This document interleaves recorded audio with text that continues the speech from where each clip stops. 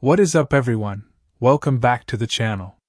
Today we are diving deep into one of the most anticipated and most talked about action films of 2023, John Wick, Chapter 4. This movie broke records, shattered expectations, and delivered one of the most visually stunning and emotionally satisfying action experiences ever put on screen. Whether you have already seen it or you are planning to watch it, this video is going to cover everything you need to know: the overview, the full plot breakdown, the cast, the release details, and everything in between. So sit back, relax, and let us get into it. Overview.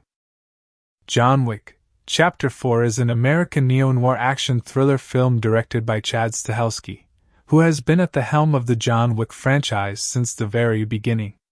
The film is produced by Basil Iwanek, Erica Lee, and Chad Stahelski himself, under the production companies Thunder Road Pictures and 8711 Productions. It was distributed globally by Lionsgate Films. The screenplay was written by Shay Hatton and Michael Finch, building on the story and world originally created by Derek Kolstad. This is the fourth installment in the John Wick film series, and it serves as both a continuation and, in many ways, a grand conclusion to the journey of the legendary assassin John Wick. The film takes the mythology and the world building of the previous three movies and expands it on a truly global scale, taking audiences from New York to Osaka, from Berlin to Paris, all the way to the iconic streets surrounding the Sacré-Cœur Basilica in Montmartre.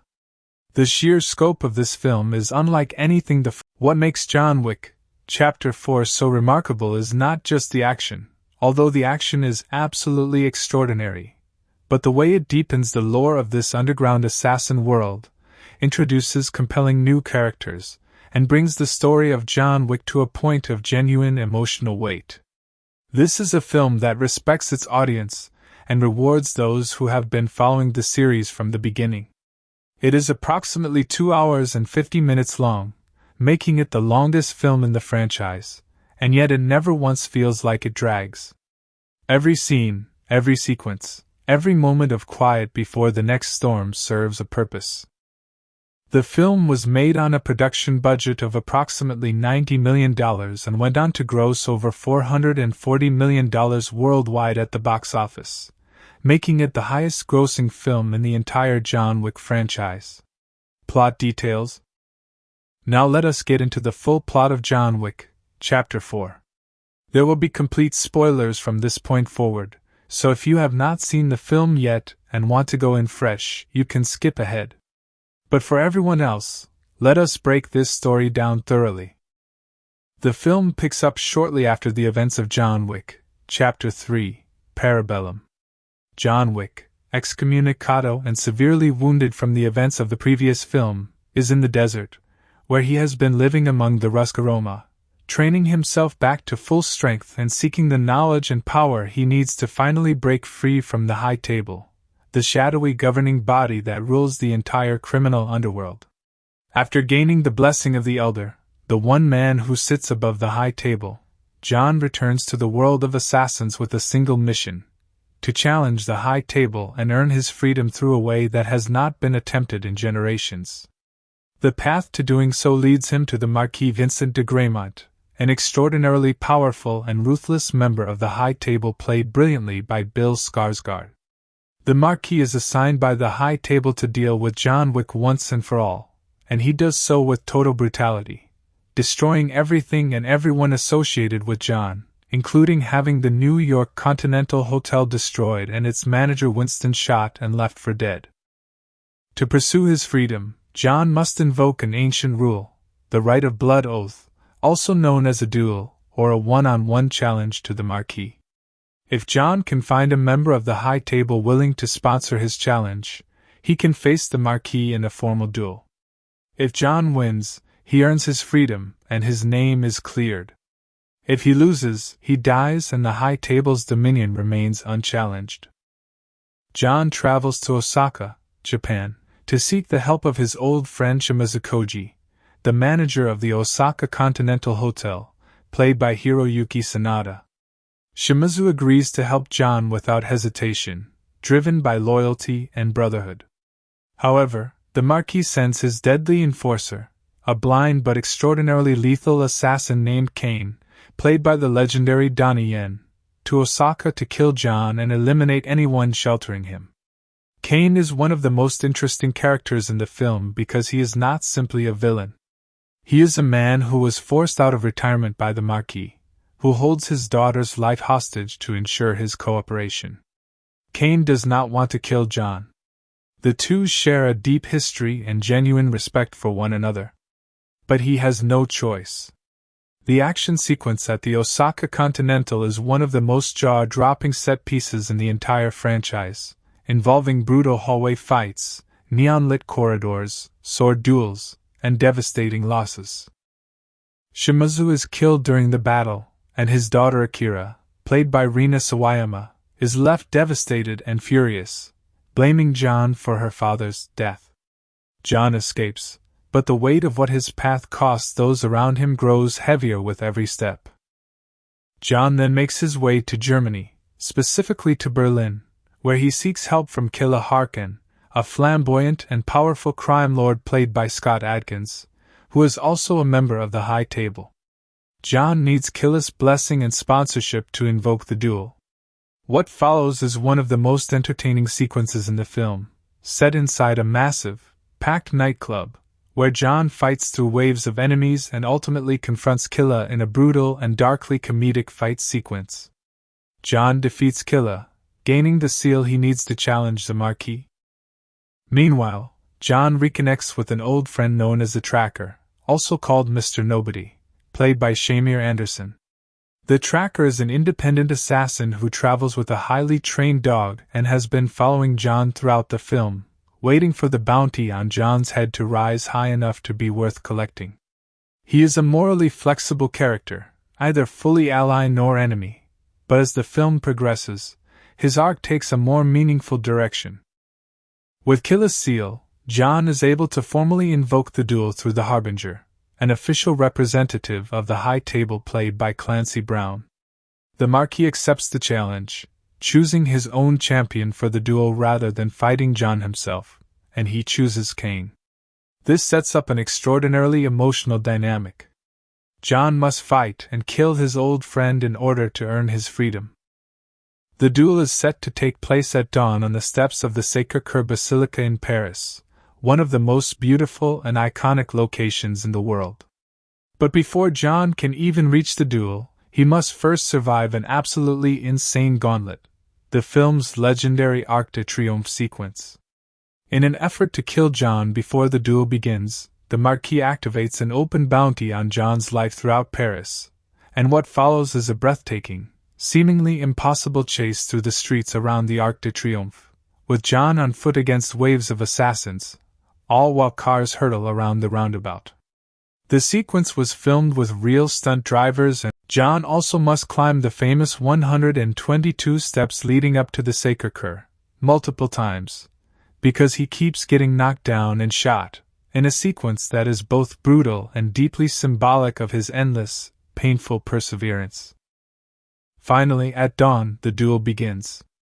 John and Kane face each other in the formal pistol duel format, stepping away, turning, and firing.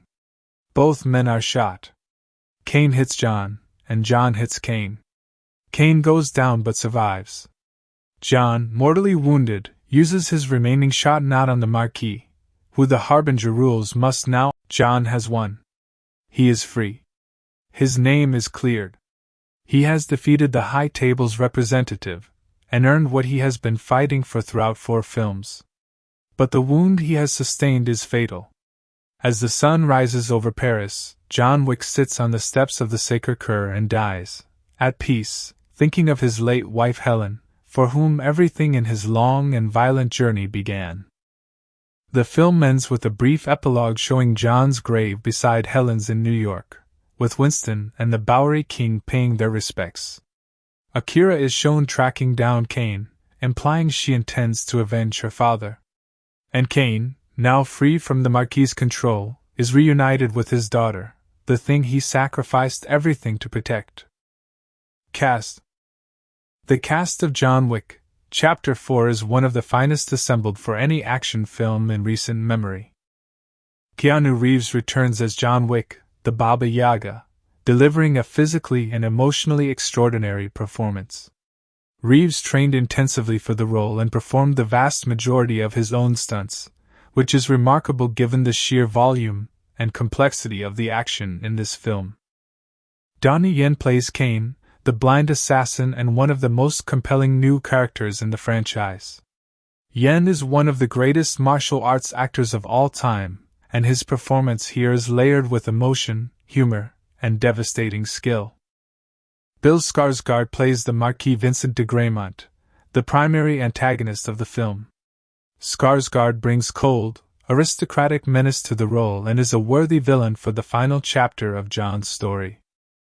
Hiroyuki Sanada plays Shimazukoji, the manager of the Osaka Continental and John's loyal old friend. Sanada brings enormous dignity and warmth to the role in the time he has on screen. Shamier Anderson plays the Tracker, also known as Mr. Nobody, a scene-stealing addition to the franchise whose relationship with his dog provides some of the film's most unexpected moments of humor and heart. Rina Sawayama, in her acting debut, plays Akira, Shimazu's daughter. Scott Adkins is nearly unrecognizable under heavy prosthetics as Killa Harkan, and brings enormous energy and dark humor to his extended fight scene with Reeves. Ian McShane returns as Winston, the manager of the New York Continental, and Lance Reddick returns as Sharon, the concierge, in what would tragically be one of Reddick's final film appearances before his passing in March 2023. The film is dedicated to his memory.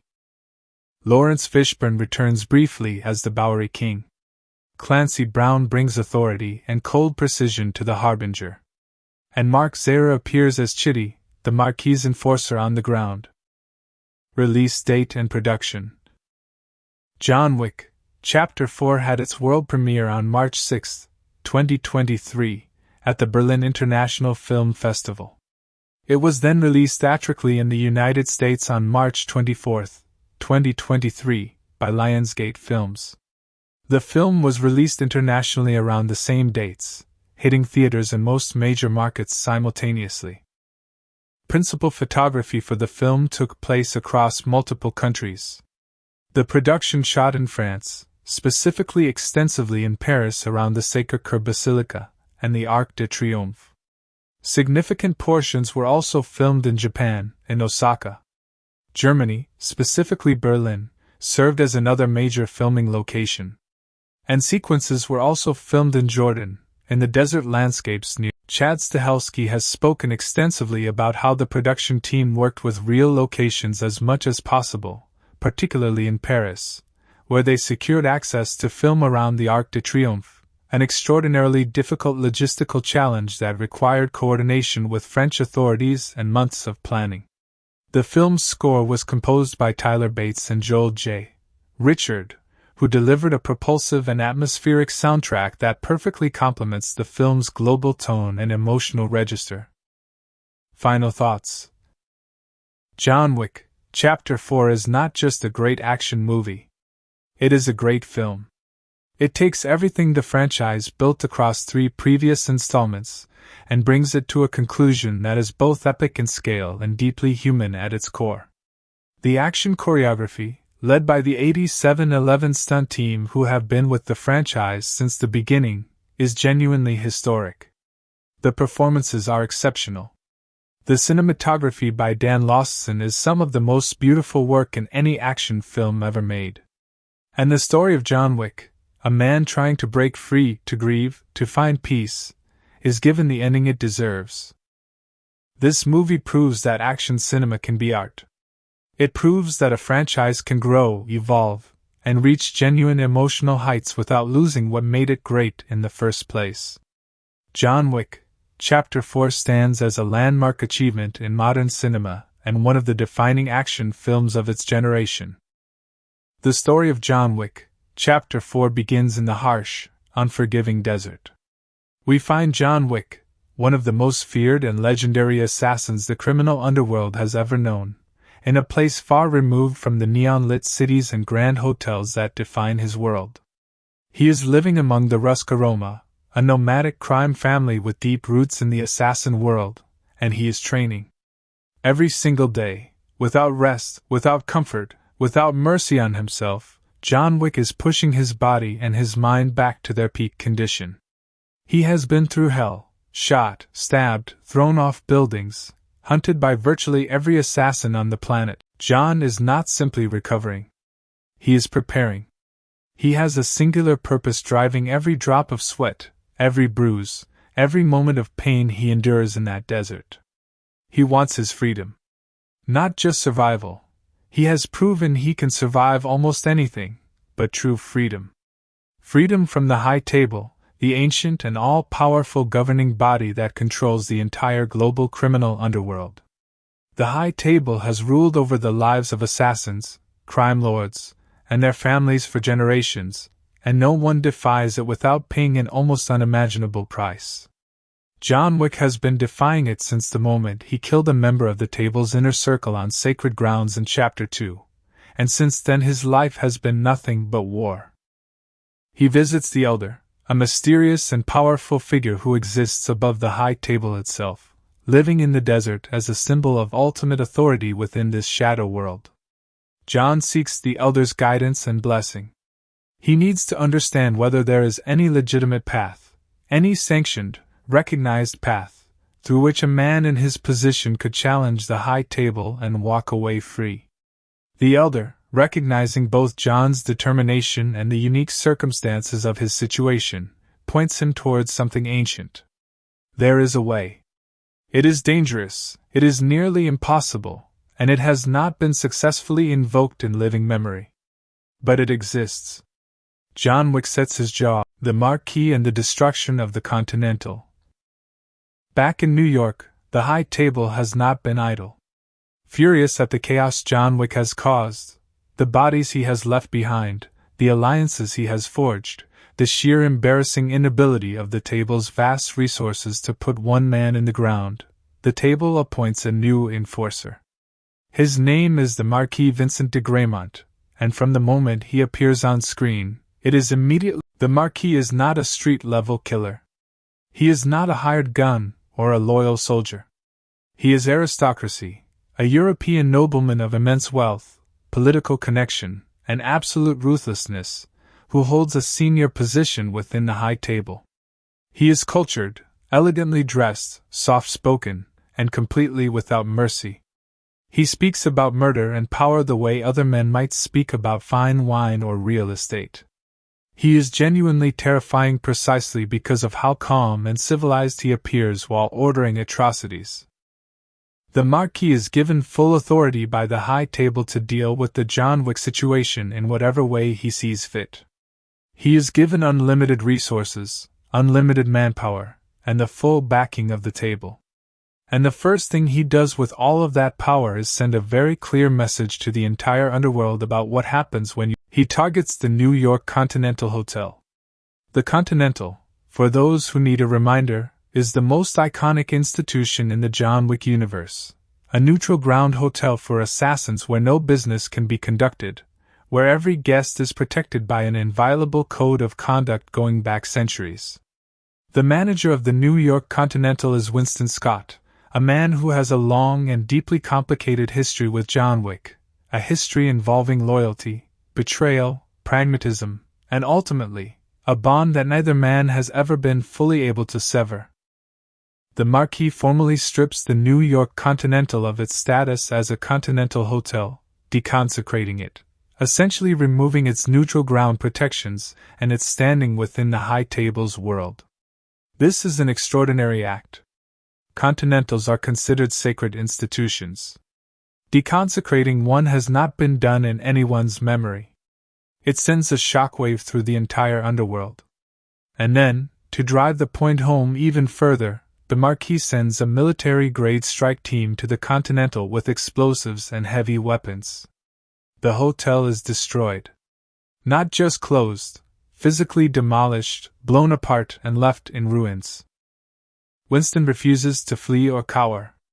He stands his ground with his concierge, The deeply loyal and beloved Sharon, a man who has served the Continental with quiet dignity and absolute professionalism throughout the entire franchise.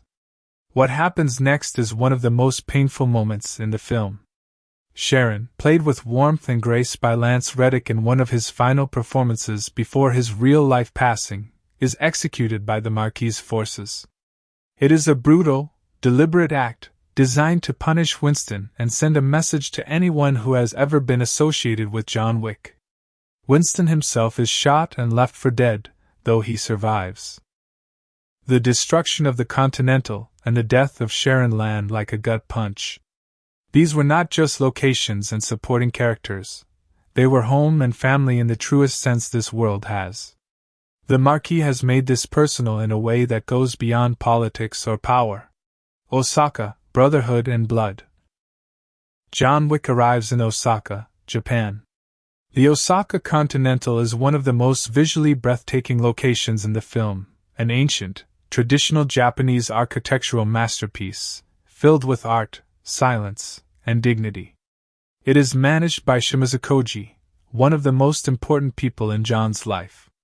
The two men share a history that goes back decades, a bond forged in the kind of circumstances that either destroys men or makes them brothers for life. For John and Shimizu, it made them brothers. Shimizu knows exactly why John is here and exactly what helping him will cost. He has no illusions about the danger. The moment he opens the doors of the Osaka Continental to John Wick, he is painting a target on himself and on his hotel. The high table will respond. The Marquis will respond. There will be blood. Shimizu knows all of this, and he opens the doors anyway. Because John Wick is his brother, and brotherhood means something in this world even when, especially when, it is costly. Shimizu's daughter Akira works at the Osaka Continental as a loyal and capable member of the staff. She is young, sharp, and devoted to her father and to the institution they have built together. She is also deeply wary of John's presence and what it represents. She has grown up understanding the rules of this world, and she understands that John Wick walking through their door is a death sentence for their way of life. Her fears prove correct almost immediately. The Marquis has anticipated that John would seek out old allies, and he has sent his most dangerous weapon to Osaka, a man named Kane. Kane is blind. He navigates the world entirely through sound, touch, and an almost supernatural awareness of the space around him. He carries a cane, which he uses not just to walk but as a weapon of extraordinary lethality. And despite his blindness, Kane is without question one of the most dangerous men alive in this world. He was once retired, he had stepped away from the life, found peace, and was raising his daughter in anonymity and safety. The Marquis found him. The Marquis threatened his daughter's life. And so Kane, with no choice that does not cost him his child, agreed to return to service as the Marquis' enforcer. The conversation between Kane and John when they first see each other in Osaka is one of the most emotionally loaded scenes in the film. These are not enemies. They are old friends, possibly two of the only people in the world who truly understand each other. They have shared history, shared pain, and a deep mutual respect. And now they are on opposite sides of a conflict that will very likely end with one of them killing the other. Neither man pretends this is not the case. They acknowledge it honestly, with sadness and without drama. It is a beautifully written and performed scene that does more to establish the emotional stakes of the film than almost anything else. And then the Marquis' forces arrive, and everything explodes into chaos. The battle at the Osaka Continental is extraordinary. John and Shimizu fight side by side against wave after wave of heavily armed soldiers, moving through the hotel's corridors and chambers with brutal efficiency. The choreography is intricate and ferocious. John fights with his trademark combination of judo throws, gun-fu, and sheer relentless aggression, while Shimizu demonstrates his own extraordinary skill with traditional Japanese weaponry. The two men fight as a unit, covering each other, reading each other's movements with the fluency of men who have trained together and trusted each other completely. But Kane is also moving through the hotel, and he is unstoppable. His blindness, paradoxically, makes him more dangerous in some ways. He cannot be faked out by visual misdirection, he reads the sounds of combat with perfect clarity, and his fighting style is so deeply internalized that it functions on a level beyond conscious thought. He and John eventually face each other in the hotel, and the fight between them is devastating, not just physically but emotionally. Neither man wants to be doing this. Shimizu faces Kane in a one-on-one confrontation that is heartbreaking in its outcome. Shimizu is a great fighter and a man of tremendous courage and honor, but Kane is what he is, and the duel ends with Shimizu mortally wounded. He dies as he lived, with dignity in his home, protecting what and who he loved. His death is treated with the weight and gravity it deserves. Akira finds her father dying, and the grief and fury that takes over her face in that moment is raw and completely real. She does not forgive John. As far as she is concerned, her father is dead because John Wick came to their door. She is not wrong, exactly, even if the full picture is more complicated. Her anger toward John is legitimate, and the film does not try to resolve it neatly. John escapes Osaka, carrying the weight of another death on his conscience, another person destroyed by the trail of destruction his war against the High Table has caused. Berlin, Killa and the nightclub. John's next destination is Berlin, Germany. He needs the seal of a High Table member to formally invoke his right to challenge the Marquis. The man he needs to find is Killa Harkin, a larger-than-life crime lord who holds a seat at the High Table and operates out of Berlin with the flamboyance and excess of someone who has been powerful for so long that subtlety has become unnecessary. Killa Harkin is a character who provides some of the darkest humor in the film. He is enormous, garishly dressed, surrounded by admirers and bodyguards, and he operates out of a massive, thunderously loud nightclub. Scott Adkins plays Killa under heavy prosthetics that transform him almost beyond recognition, and he commits to the role entirely, making Killa both genuinely threatening and intermittently hilarious.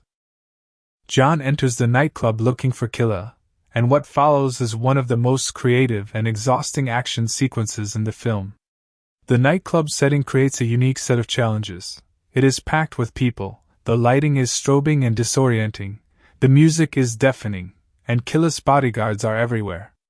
John works his way through the crowd and through wave after wave of resistance, fighting in tight quarters with the kind of controlled brutality that has become the franchise's signature. Guns, fists, improvised weapons, furniture, everything is used, and the choreography makes ingenious use of the environment. When John finally reaches Killa and the two of them end up fighting directly, the contrast is almost comedic. Killa is significantly larger than John and fights with raw, crushing power, while John uses technique, leverage, and timing. It is a brutal and extended fight that leaves both men genuinely damaged. John wins, but it is not pretty. He obtains Killa's seal, the object he needs to move forward with his challenge to the Marquis. Throughout his time in Berlin, John also continues to be trailed by the Tracker, the enigmatic independent assassin also known as Mr. Nobody, who travels everywhere with his highly trained Belgian Malinois dog. The Tracker is a fascinating character because his motivations are deliberately kept ambiguous for much of the film. He is not working for the High Table. He is not working for John. He is working for himself, waiting for the bounty on John's head to reach a number he considers worth collecting. He is calculating, calm, and entirely self-interested, at least on the surface. The Tracker and his dog have a dynamic that provides some of the film's most unexpectedly entertaining moments. The dog is extraordinarily well trained, frighteningly effective in combat, and treated by the Tracker with obvious affection. There is a running gag throughout the film involving the dog attacking people in very specific and painful ways that gets funnier with each repetition. But underneath the humor, the Tracker is watching John carefully, and something in what he sees is beginning to complicate his purely mercenary calculation. Paris, the formal challenge. With Killis' seal in hand, John travels to Paris to formally invoke his right to challenge the Marquis. The Harbinger, a cold, precise, immaculately dressed representative of the High Table whose role is to oversee matters of formal protocol and ancient law, is located in Paris. Clancy Brown plays the Harbinger with an air of absolute authority and zero emotional investment. He is the living embodiment of the High Table's bureaucratic machinery, utterly indifferent to individual lives or outcomes, concerned only with the proper observance of the rules. John presents himself to the Harbinger and formally invokes the old law, the right of a declared enemy to challenge a representative of the High Table to a one-on-one duel. If a sitting member of the table sponsors the challenge and John wins the duel, his name is cleared and the High Table must grant him his freedom. The Harbinger verifies the seal, confirms the validity of the challenge, and accepts it on behalf of the process. Now the Marquis must respond. And he does so with characteristic cold cleverness. Rather than face John himself, a fight the Marquis knows he would likely lose, since he is a politician and a schemer, not a warrior, he invokes his right to name a champion to fight in his place. He names Kane. This is a devastating move. Not because it gives the Marquis a tactical advantage, though it does. Kane is arguably as dangerous as John, and the two men are genuinely matched, but because of what it means emotionally. The Marquis is forcing John to kill his friend to earn his freedom. He is making the price of survival as high as it can possibly be made. Even if John wins the duel, he wins it over the body of one of the only people in this world he genuinely cares about. It is a masterstroke of cruelty from a man who specializes in finding and exploiting the most painful possible pressure points. Kane accepts without visible emotion. He is already committed to this path. His daughter's life depends on it. The duel is set for dawn, at the steps of the Sacré-Cœur Basilica in Montmartre, Paris. The Harbinger sets the rules. Both men will be given pistols. The duel follows the traditional format. Whatever happens, the Harbinger will enforce the outcome. But between the acceptance of the challenge and the dawn of the duel, John Wick must survive the night. And the Marquis has no intention of letting things proceed cleanly to the duel when there are other options available. The Arc de Triomphe, the greatest action sequence. The Marquis activates the full bounty system of Paris. Every assassin in the city is notified. The bounty on John Wick's head is set at an almost incomprehensible number, an open contract that applies to anyone, amateur or professional, who can put John down before dawn. The streets of Paris become a hunting ground. What follows is the Arc de Triomphe sequence, and it needs to be discussed with the reverence it deserves, because it is genuinely one of the greatest sustained action sequences in the history of cinema. Not just in this franchise, not just in recent memory, in the entire history of the medium. John Wick is on foot, moving through the streets of Paris toward the Sacré-Cœur, when the ambushes begin. The sequence is centered on and around the Arc de Triomphe, the massive, iconic monument at the center of one of Paris's most famous roundabouts. Cars circle the monument in an endless, chaotic stream, and John Wick is in the middle of it, fighting off assassins while simultaneously trying to avoid being hit by the constant flow of traffic. The sheer physical and logistical achievement of this sequence is staggering. Hundreds of stunt performers, real vehicles, a real city location, and choreography that somehow manages to remain coherent and dramatically legible even as the scale becomes almost overwhelming. John is hit by cars, repeatedly, brutally, in ways that would kill or permanently disable a normal human being, and keeps getting up. He fights off attackers while dodging traffic. He uses the cars themselves as weapons and shields. The sequence goes on for an extended period and never once loses momentum or tension. It is also, beneath all the spectacle, deeply symbolic. John Wick being repeatedly knocked down by oncoming traffic and repeatedly rising to his feet is a perfect visual metaphor for everything this character represents. A man who has been knocked down by fate, by the High Table, by grief, by loss, by violence, over and over and over again, and who gets up every single time. Not because he is invincible, but because his will to keep going is stronger than everything that tries to stop him. The tracker, watching all of this unfold, makes a decision during this sequence. He has been calculating the bounty against the risk for the entire film, keeping his options open, never fully committing to either side. But watching John Wick get up after everything that is thrown at him, something shifts. The tracker stops being an observer and starts actively helping John survive the night. He takes down pursuers, clears paths, and keeps the dog by his side as both partner and weapon. His reasons are never fully articulated, which makes the choice feel more authentic. Sometimes people simply decide that there is a side worth being on. The Stairs of Sacré-Cœur. One of the most visually and emotionally powerful sequences in the film comes as John approaches the Sacré-Cœur itself. The basilica sits at the top of Montmartre, one of the highest points in Paris, and it is reached by a famous set of 122 stone steps. At night, lit by streetlights and the city's ambient glow, it is breathtaking. John Wick begins to climb, and assassins begin to attack. What follows is a sequence in which John fights his way up the steps, gets shot multiple times, falls back down, and then climbs again. And again. And again. Each time he falls or is knocked backward, he gets to his feet and begins climbing once more.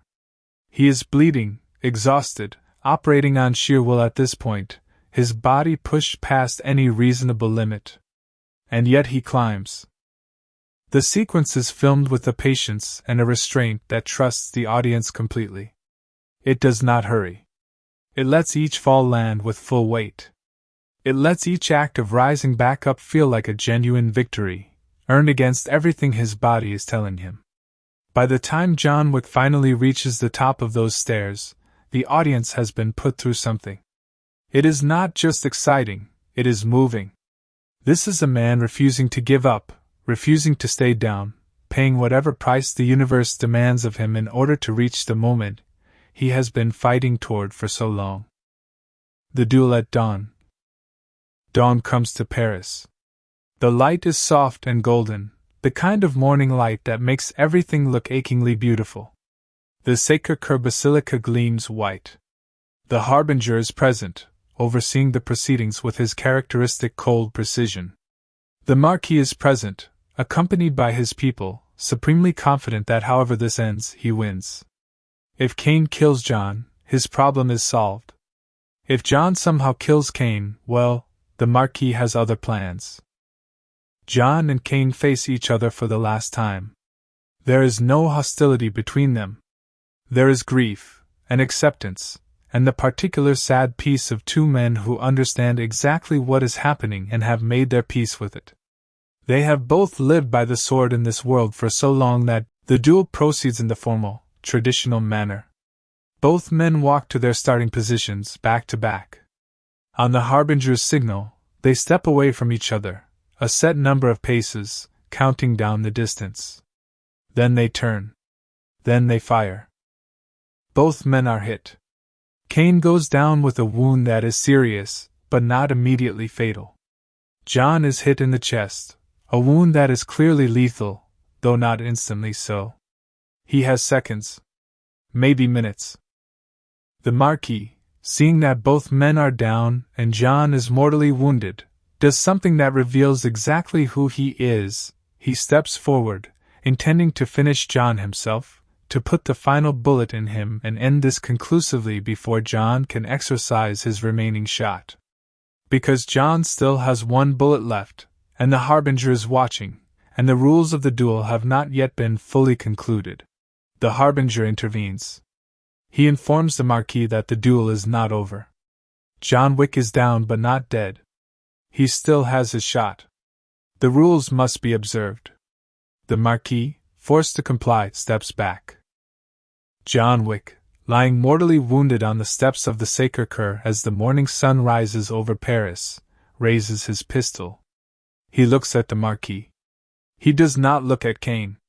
The bullet hits the Marquis directly. The Marquis dies.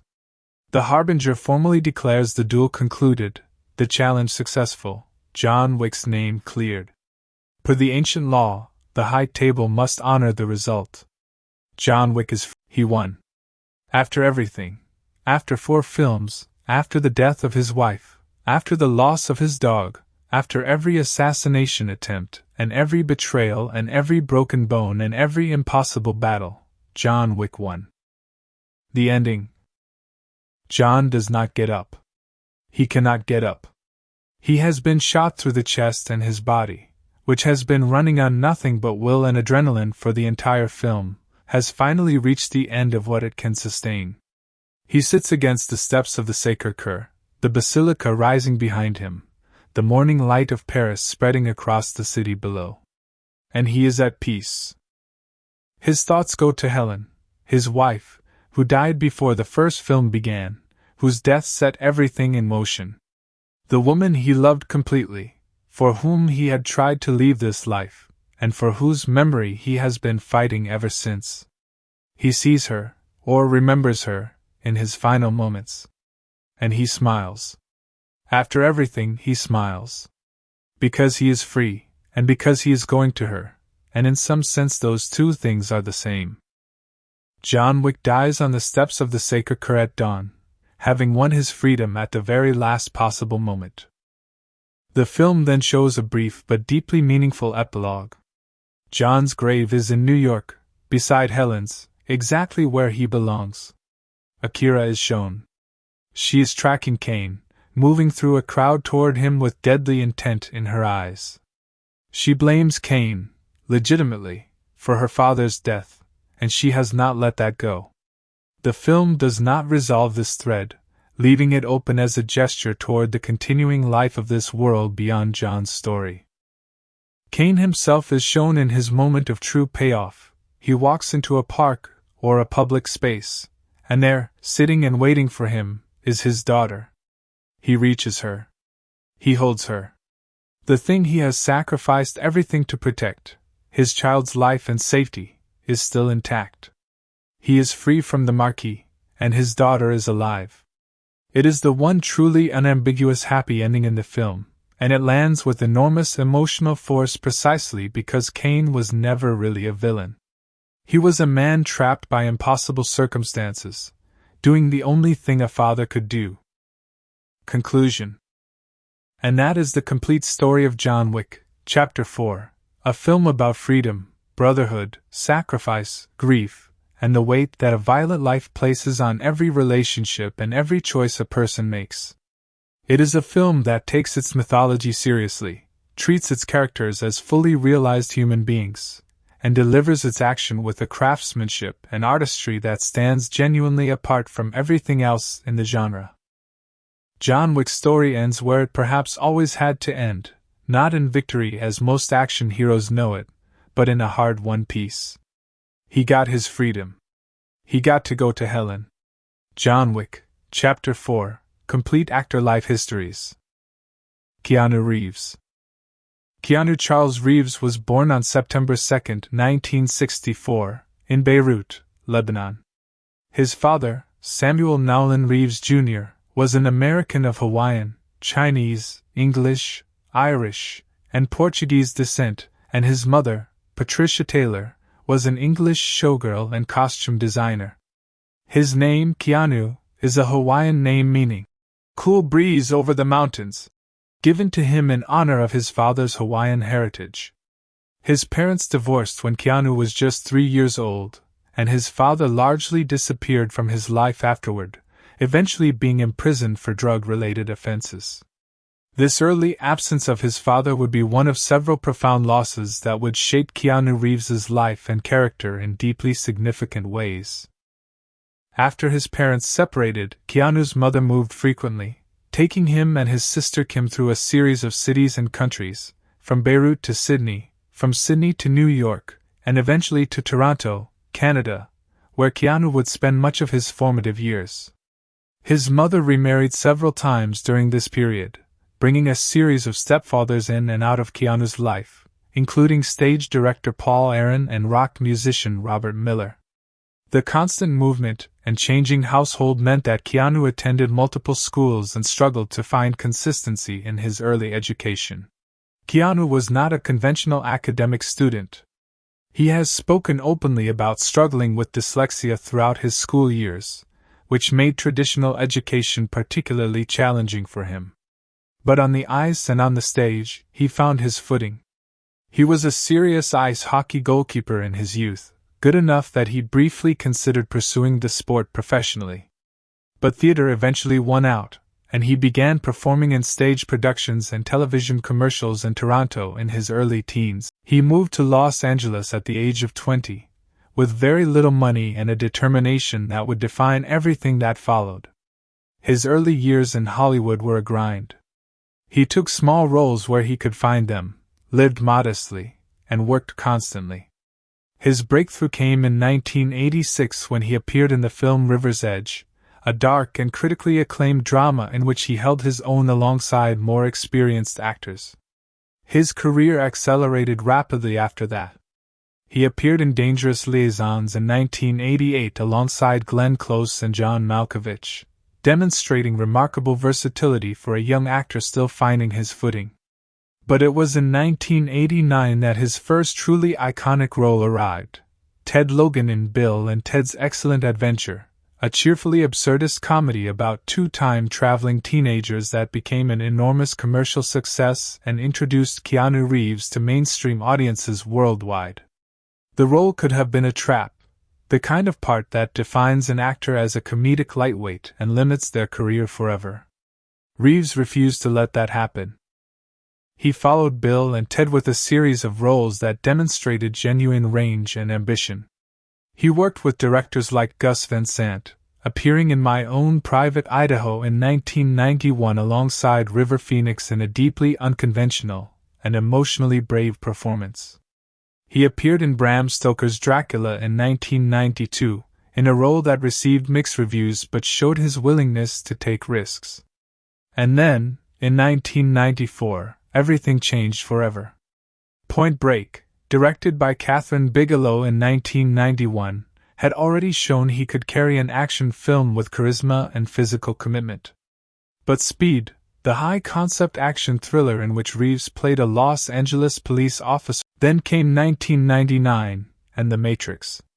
The Wachowskis' revolutionary science fiction film, in which Reeves played Neo, a computer hacker who discovers that the world he lives in is a simulation and that he may be the prophesied savior of humanity, was not just a hit.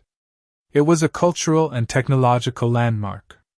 The film invented visual techniques that are still being used and imitated today, told a story of extraordinary philosophical ambition, and required its lead actor to undergo a physical transformation and commit to a level of training that few actors in Hollywood history had ever attempted.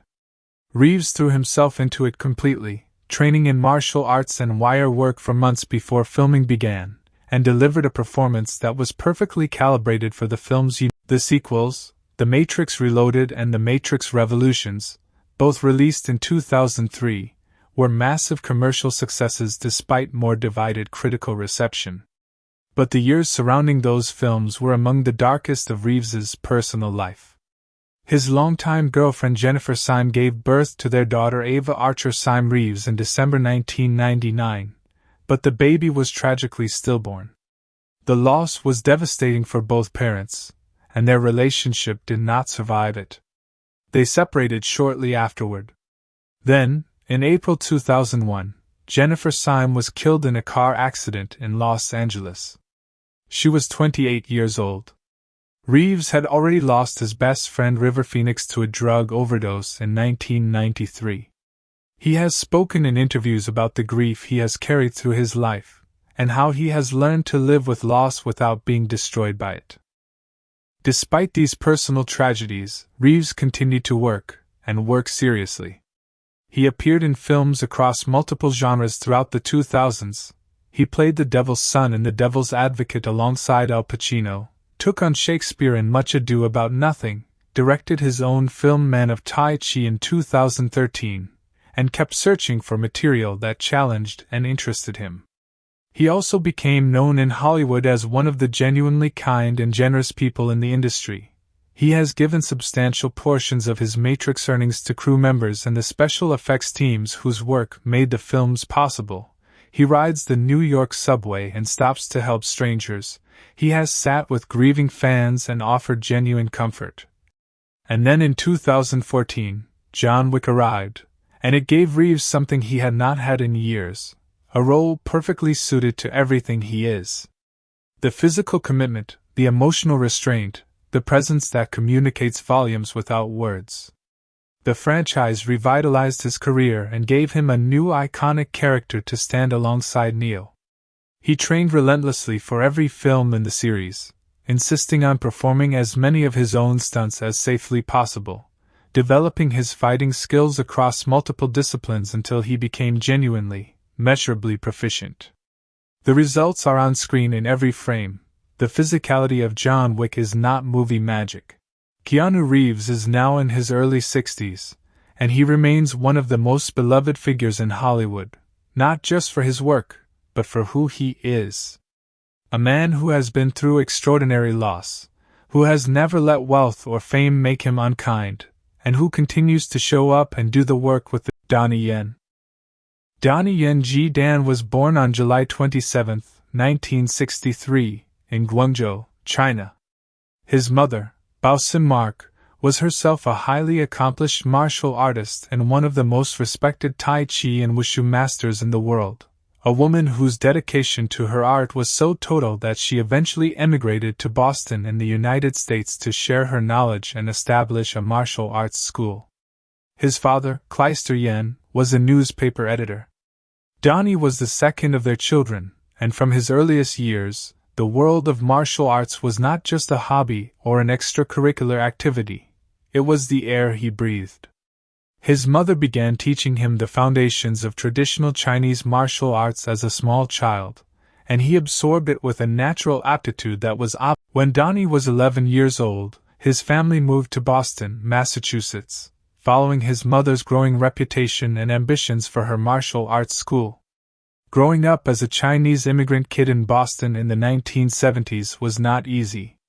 He has spoken in interviews about the difficulties of navigating a new culture, a new language, and the particular social challenges facing immigrant children in that era. But martial arts gave him a foundation of discipline and identity that sustained him through those difficult years.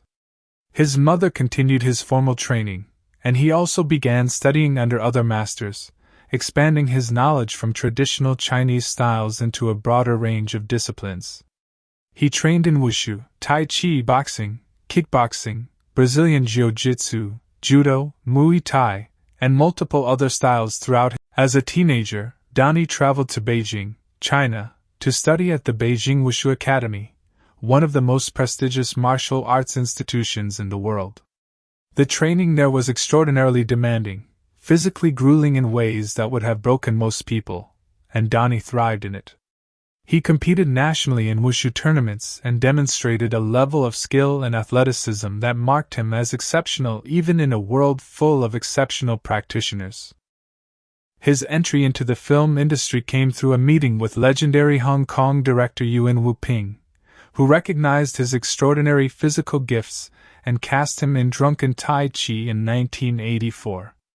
Donnie was 20 years old. Through the late 1980s and 1990s, Donnie built his reputation in Hong Kong action cinema through a series of films that showcased his extraordinary range as a martial artist and his developing skills as an actor. He appeared in films directed by Tsui Hark and Johnny Tu, two of the great masters of Hong Kong cinema, and demonstrated a versatility and commitment to his craft that set him apart from many of his contemporaries. He was not simply a martial artist doing acting, he was working to become a genuine actor who happened to have extraordinary martial arts skills. One of the defining relationships of his professional life was his ongoing rivalry and eventual collaboration with Jet Li, another martial arts superstar of that era. The two men first appeared together in Once Upon a Time in China 2 in 1992. In a fight scene that became legendary among fans of martial arts cinema for its extraordinary technical quality. Their chemistry, or rather their electrifying opposition, was undeniable. Donnie also moved into directing during this period, taking creative control of multiple projects and demonstrating that his vision for action cinema extended beyond his own performance. He directed and starred in Legend of the Wolf in 1997 and several other projects, showing a comprehensive understanding of how action sequences work not just as physical events but as pieces of visual storytelling. The film that truly transformed his career from regional star to global icon was Ip Man, released in 2008. Playing the real-life Wing Chun master who would eventually train Bruce Lee, Donnie delivered a performance of extraordinary grace, dignity, and humanity that transcended the action genre and reached something genuinely moving. The film was a massive success not just in Hong Kong and China but internationally, and it spawned 3 sequels, all of which Donnie starred in, along with numerous other projects related to the Ip Man story. He broke into Western mainstream consciousness significantly with his role in Star Wars: Rogue One in 2016, playing the blind warrior monk Chirrut Imwe, a Force-sensitive fighter who is one of the most beloved characters in that film despite having relatively limited screen time. His personal life has been marked by 2 significant relationships. His first marriage, to actress Leung Feng-yi, ended in divorce. He later married Cissy Wang, a model and actress, and the two have been together for many years, raising their children together. He has spoken warmly about his family and about the way fatherhood has deepened his sense of purpose and perspective. When John Wick, Chapter 4 came along and offered him the role of Kane, Donnie brought everything: 60 years of life, decades of the most rigorous martial arts training in the world, and a mature, emotionally sophisticated understanding of how to make a character's inner life visible on screen. Kane is not simply a villain. He is a man of profound complexity, and Donnie makes every bit of that complexity real. Bill Skarsgard. Bill Istvan Gunnar Skarsgard was born on August 9, 1990, in Valbo, Sweden. He was born into what is genuinely one of the most remarkable acting families in the history of Scandinavian cinema. His father is Stellan Skarsgard, a Swedish actor of enormous international stature, one of the finest character actors of his generation, equally at home in Ingmar Bergman films and Hollywood blockbusters. His brother Alexander Skarsgard has become an internationally celebrated star in his own right, known for his work in True Blood, Big Little Lies, and numerous other projects. His siblings Gustav, Walter, and Aja are also all working actors. Growing up in that environment meant that acting was not foreign or intimidating to Bill. It was simply part of the fabric of daily life, something the adults around him did seriously, professionally, and with evident passion. He has spoken about watching his father work and understanding from a young age that acting was genuine craft, requiring real commitment and real skill, not just performance and pretense. His father reportedly did not push his children toward the profession but also did not discourage it, understanding that the work had to be chosen. Bill's early life in Sweden was relatively ordinary despite his extraordinary family background. He attended school, developed interests across multiple areas, and gradually found himself drawn to acting. He began working as a child actor in Swedish film and television, making his screen debut at just 8 years old in a Swedish production. These early experiences gave him a foundation of practical professional knowledge that most young actors do not acquire, and as he grew older and his craft developed, he began to attract serious attention within Swedish cinema and television. He studied acting formally and developed a reputation as a young performer of unusual depth and psychological intelligence. He was not simply relying on his family name or his considerable natural advantages. He was working, studying, and developing a genuine artistic identity of his own. His international breakthrough came in a role that would terrify millions of people around the world and permanently establish him as one of the most interesting actors of his generation. When he was cast as Pennywise the Dancing Clown in the 2017 film adaptation of Stephen King's It, the challenge he faced was immense. Tim Curry's portrayal of Pennywise in the 1990 television miniseries was iconic, beloved by horror fans, deeply embedded in cultural memory, and widely considered one of the great villains in the genre's history. Following that performance with a cinematic version would have intimidated most actors. His Pennywise was unlike anything anyone was expecting. He did not try to replicate or pay homage to Curry's version. He created something entirely new, a genuinely alien, deeply unnerving, physically extraordinary creature whose horror came not just from jump scares and menace but from a fundamental wrongness, a sense of profound uncanny otherness that got under the skin in ways that were difficult to articulate but impossible to ignore. The physical work alone was extraordinary. His posture, his gait, his facial expressions, the way he moved his body in ways that seemed almost geometrically wrong.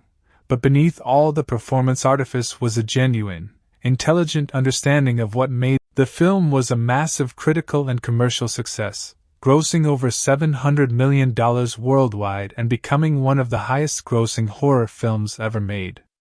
Its sequel, It Chapter 2, followed in 2019, and Skarsgard's performance again anchored the film even as he shared screen time with a stellar adult cast. He received enormous critical praise for both performances and demonstrated that his Pennywise was not a one-time achievement but the expression of a sustained artistic vision. Following the It films, Skarsgard worked consistently in high-profile projects, demonstrating his versatility by deliberately choosing roles quite different from the horror work that had made him famous. He appeared in Castle Rock, the Stephen King-inspired anthology series, where he played a character of deep mystery and moral ambiguity that required an entirely different register from Pennywise. In John Wick, Chapter 4, as the Marquis Vincent de Greymont, Skarsgard found a villain whose evil was expressed not through supernatural horror but through the perfectly naturalistic horror of privilege and power unconstrained by conscience. The Marquis is a man who genuinely believes his position in the world entitles him to determine who lives and dies, and Skarsgard plays that belief with chilling conviction. Hiroyuki Sanada. Hiroyuki Sanada was born on October 12, 1960, in Tokyo, Japan. His life story is one of the most remarkable in the history of Japanese cinema, a story of extraordinary dedication, enormous talent, and a journey from childhood actor to internationally celebrated star that spans more than 6 decades of continuous work. He began acting professionally as a child, studying at a performing arts school in Japan and taking his first professional roles at a very young age. But alongside his acting career, he also committed himself to something much harder and more physically demanding. He began studying the traditional Japanese theatrical form of kabuki and, crucially, he began training in martial arts. His martial arts education focused primarily on kendo and ninjutsu, and he trained under some of the most respected masters in Japan. The discipline and physical education he received through martial arts would shape every role he played for the rest of his career, giving him a quality of presence and physical grace that is immediately apparent on screen and very difficult to acquire any other way. As a young adult in the 1970s and 1980s, Sanada became one of the most popular actors in Japanese cinema and television, working extensively across both mediums and building a reputation for serious, committed work. He was handsome, enormously talented, and possessed of a natural authority that made him compelling to watch even in relatively small roles. One of the most significant professional relationships of his life was with the legendary Japanese director and actor Beat Takeshi, also known as Takeshi Kitano.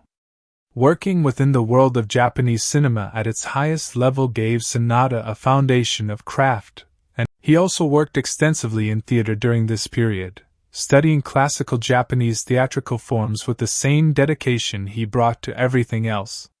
His international career began to develop in the late 1990s and early 2000s, when Western filmmakers and studios began to recognize what Japanese audiences had known for decades: that Hiroyuki Sanada was an actor of the first rank. His role in The Last Samurai in 2003, alongside Tom Cruise, introduced him to a massive global audience and earned enormous critical praise.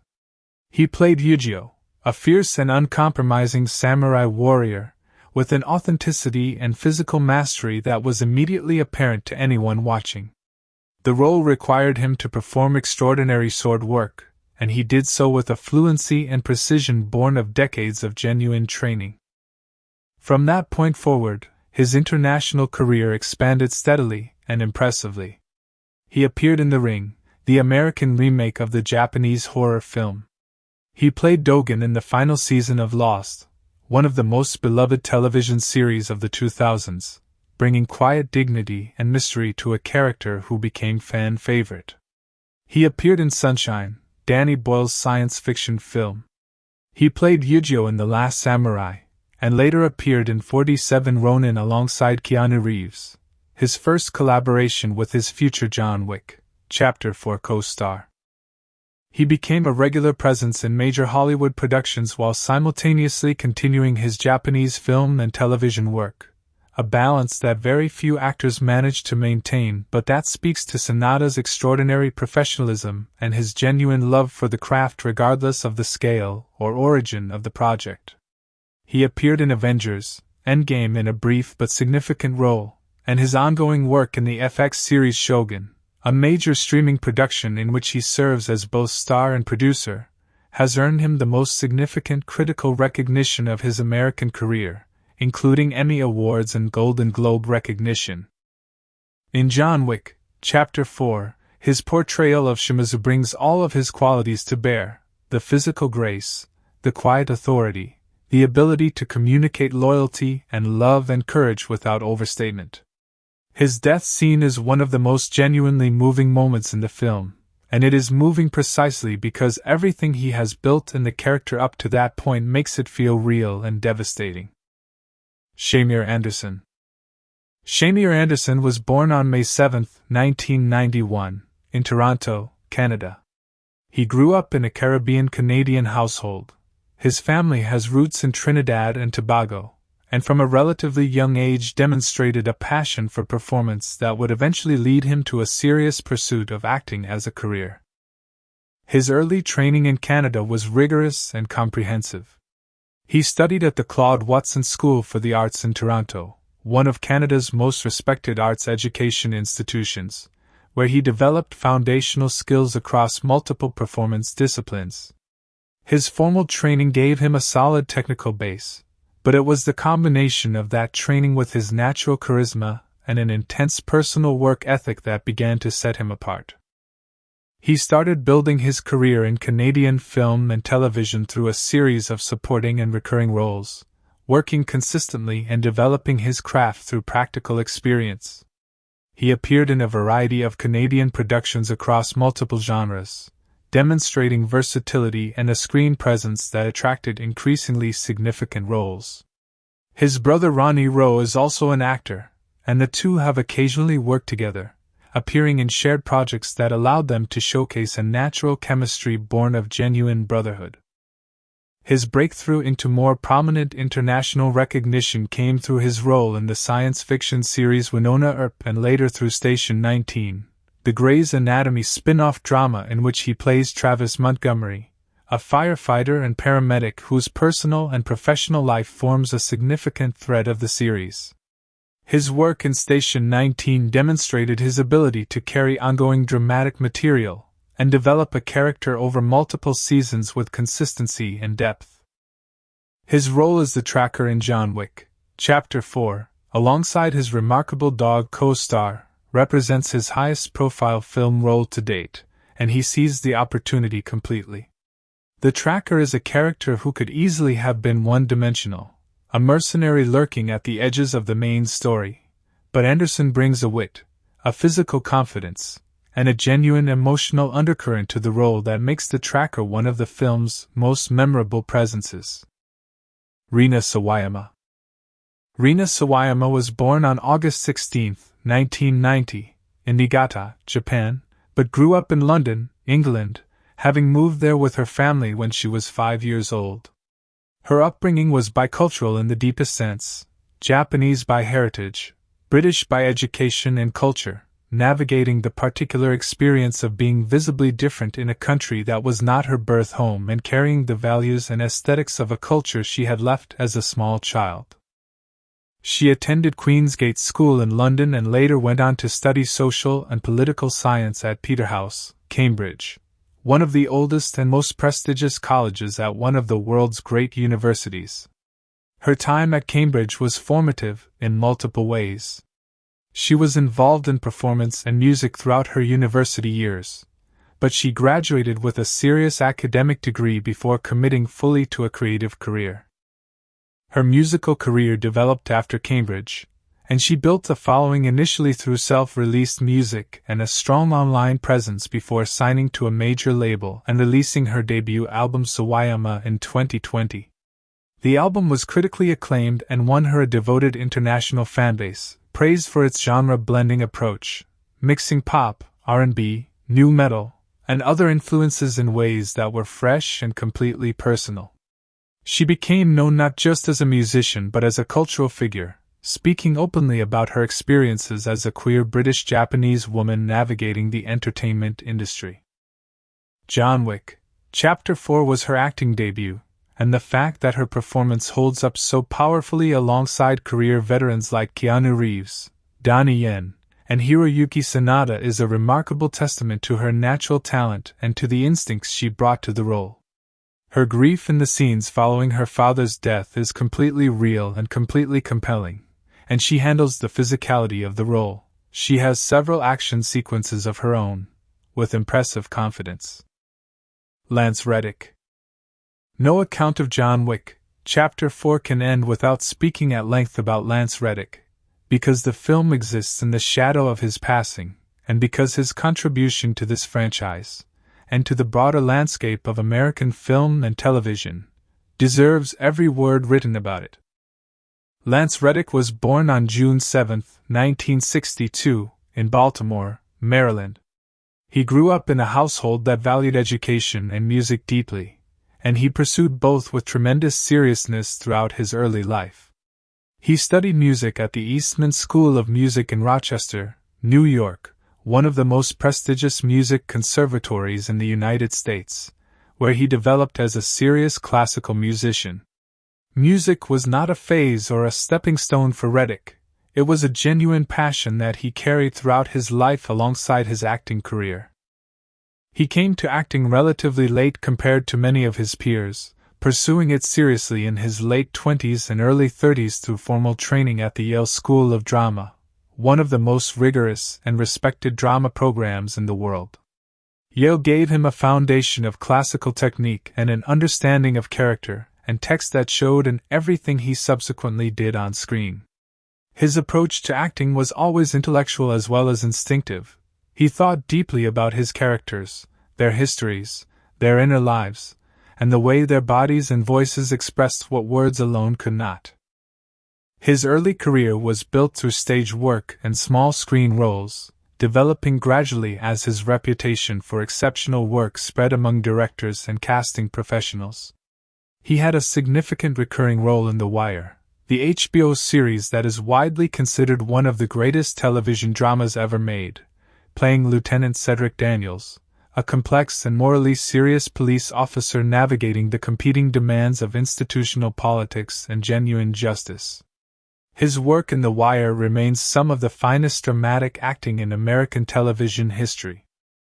He also played Philip Broyles in Fringe, the science fiction series, over 5 seasons, a role that allowed him to bring his particular combination of authority, warmth, and mystery to a character who became beloved by the series' devoted fanbase. He appeared in the John Wick franchise as Sharon, the impeccably professional concierge of the Continental Hotel, from the very first film, and his quiet, dignified, gently humorous portrayal of Sharon became one of the franchise's most beloved elements. There was something about Reddick's Sharon, the perfect posture, the precise diction, the warmth carefully contained within professional courtesy, that made the character feel completely real and completely essential. Lance Reddick died on March 17, 2023, at his home in Los Angeles, at the age of 60. His death was sudden and devastating to everyone who knew him and to the countless people who had admired his work for decades. He died just days before John Wick, Chapter 4 was released in theaters, a film he had completed, and that includes his performance. The film is dedicated to his memory, and his final scene in it, and the manner of Karen's end, carries a weight in retrospect that is almost unbearable. He was an artist of the highest order, a man of evident decency and warmth, and his loss diminished the world considerably. John Wick, Chapter 4, Budget, Making of and Funny Behind-the-Scenes Moments. The budget and what it took to make this film. John Wick, Chapter 4 was made on a production budget of approximately $90 million, which in the context of modern Hollywood action filmmaking is a number that sits in a fascinating middle ground. It is not the $250 million budget of a Marvel or DC tentpole production, and yet the film looks and feels more expensive than almost anything made at twice its cost. The reason for that apparent contradiction is one of the most interesting stories in modern blockbuster filmmaking, and it begins with a fundamental philosophical difference in how the John Wick franchise approaches the creation of action cinema. Most big-budget action films of the modern era spend enormous portions of their budgets on digital visual effects, on the computer-generated environments, creatures, explosions, and physics-defying sequences that have become the visual language of mainstream action cinema. The John Wick franchise, from its very first installment, made a deliberate and radical decision to go in the opposite direction. The action in these films is real. The fights are real. The stunts are real. The cars, the buildings, the physical environments are real. The philosophy behind this choice, articulated repeatedly by director Chad Stahelski and the team at 8711 Action Design, is simple. Audiences can feel the difference between real physical action and digital simulation, even when they cannot consciously identify what they are responding to. The body knows. The visceral, instinctive response to watching a real human being in real danger performing a real physical feat is qualitatively different from watching a computer-generated representation of the same event, no matter how technically sophisticated that representation might be. The John Wick franchise bet everything on that difference, and 4 films and almost $1 billion in global box office later, the bet has clearly paid off. What this philosophy means in practical terms is that the $90 million budget for Chapter 4 was spent very differently from how $90 million is typically spent in action filmmaking. An enormous proportion of the budget went into what might be broadly called physical production, the real locations, the real vehicles, the real sets, the extraordinary stunt team, and the months of training required to prepare the performers for what was being asked of them. The production shot in 4 different countries, France, Japan, Germany, and Jordan, and the logistics of moving a major film production between those locations, accommodating the different regulatory environments, labor laws, and physical challenges of each, represented a budgetary and organizational challenge of extraordinary complexity. Paris alone required negotiations with the French government and city authorities that took months and involved layers of bureaucracy that would have defeated a less determined production team. The Arc de Triomphe sequence, the film's most celebrated set piece, in which Keanu Reeves fights through waves of assassins while cars hurtle around the famous roundabout, required the temporary closure of one of the busiest traffic intersections in one of the world's most densely populated cities. That does not happen easily, cheaply, or quickly, and the fact that it happened at all is a testament to both the production's financial resources and the genuine relationships Chad Stahelski and his producers had built with the French authorities who needed to be convinced that the disruption was worthwhile. The Sacre-Cœur sequence presented its own logistical challenges of comparable difficulty.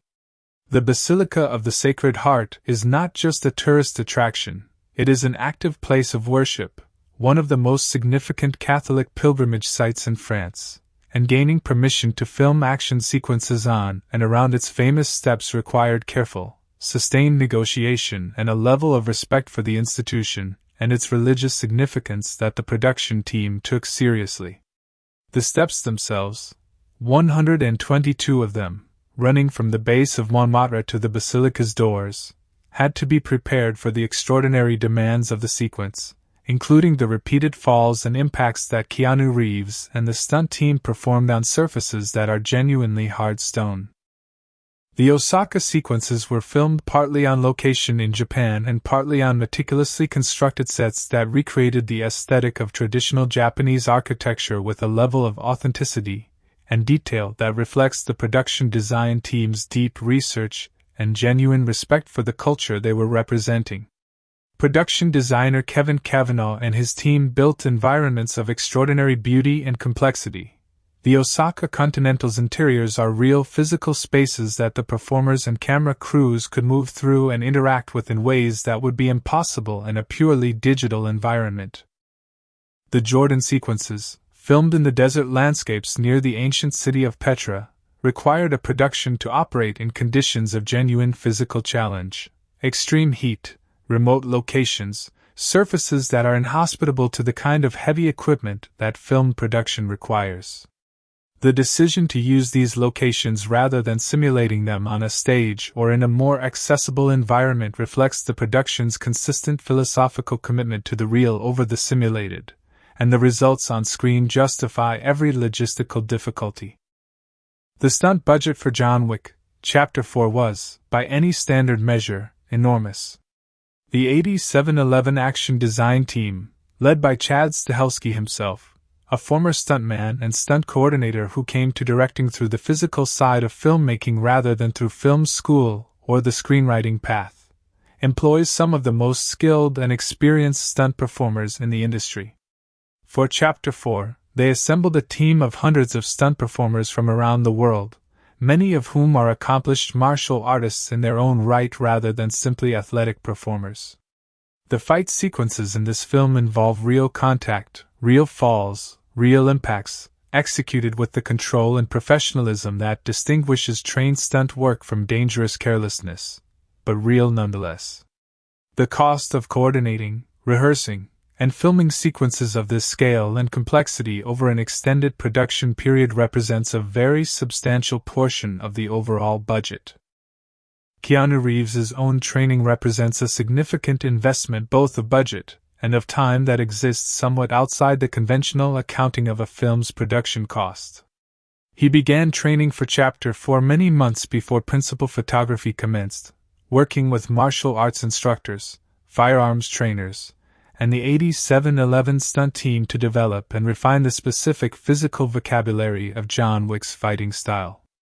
By the time of Chapter 4, Reeves had been developing these skills across multiple installments over nearly a decade, and he approached the training for this film with the understanding that the sequences being designed were the most demanding of the franchise's history.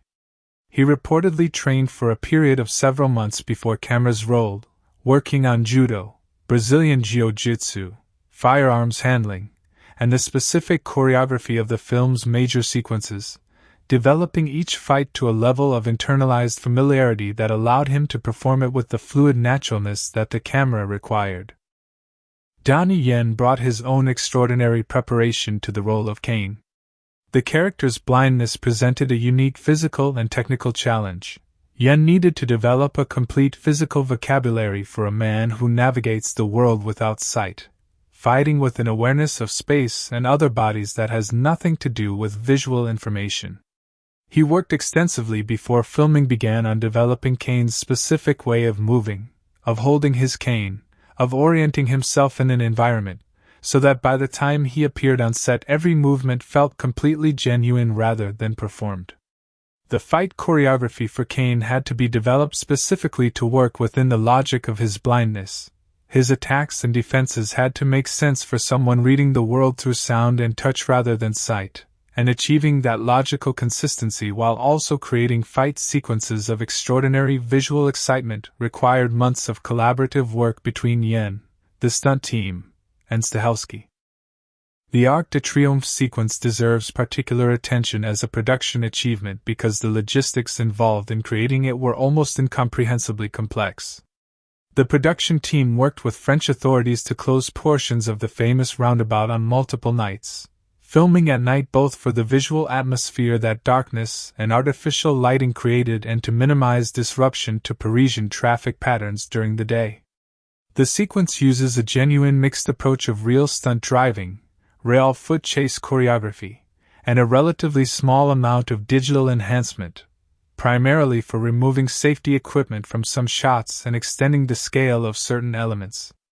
But the fundamental reality of the sequence, real cars, real drivers, real pedestrians, real city, is what gives it the extraordinary physical texture that distinguishes it from anything that could be achieved digitally.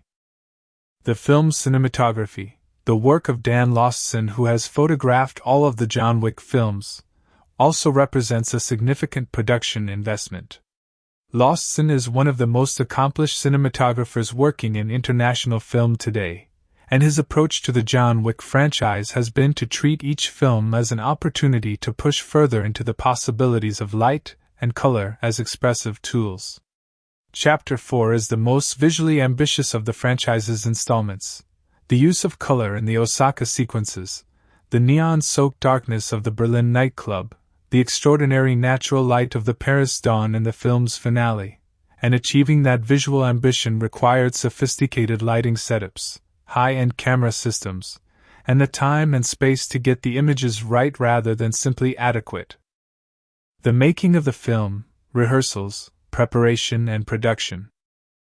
The making of John Wick, Chapter 4 began, in the most meaningful sense, long before a camera was pointed at anything.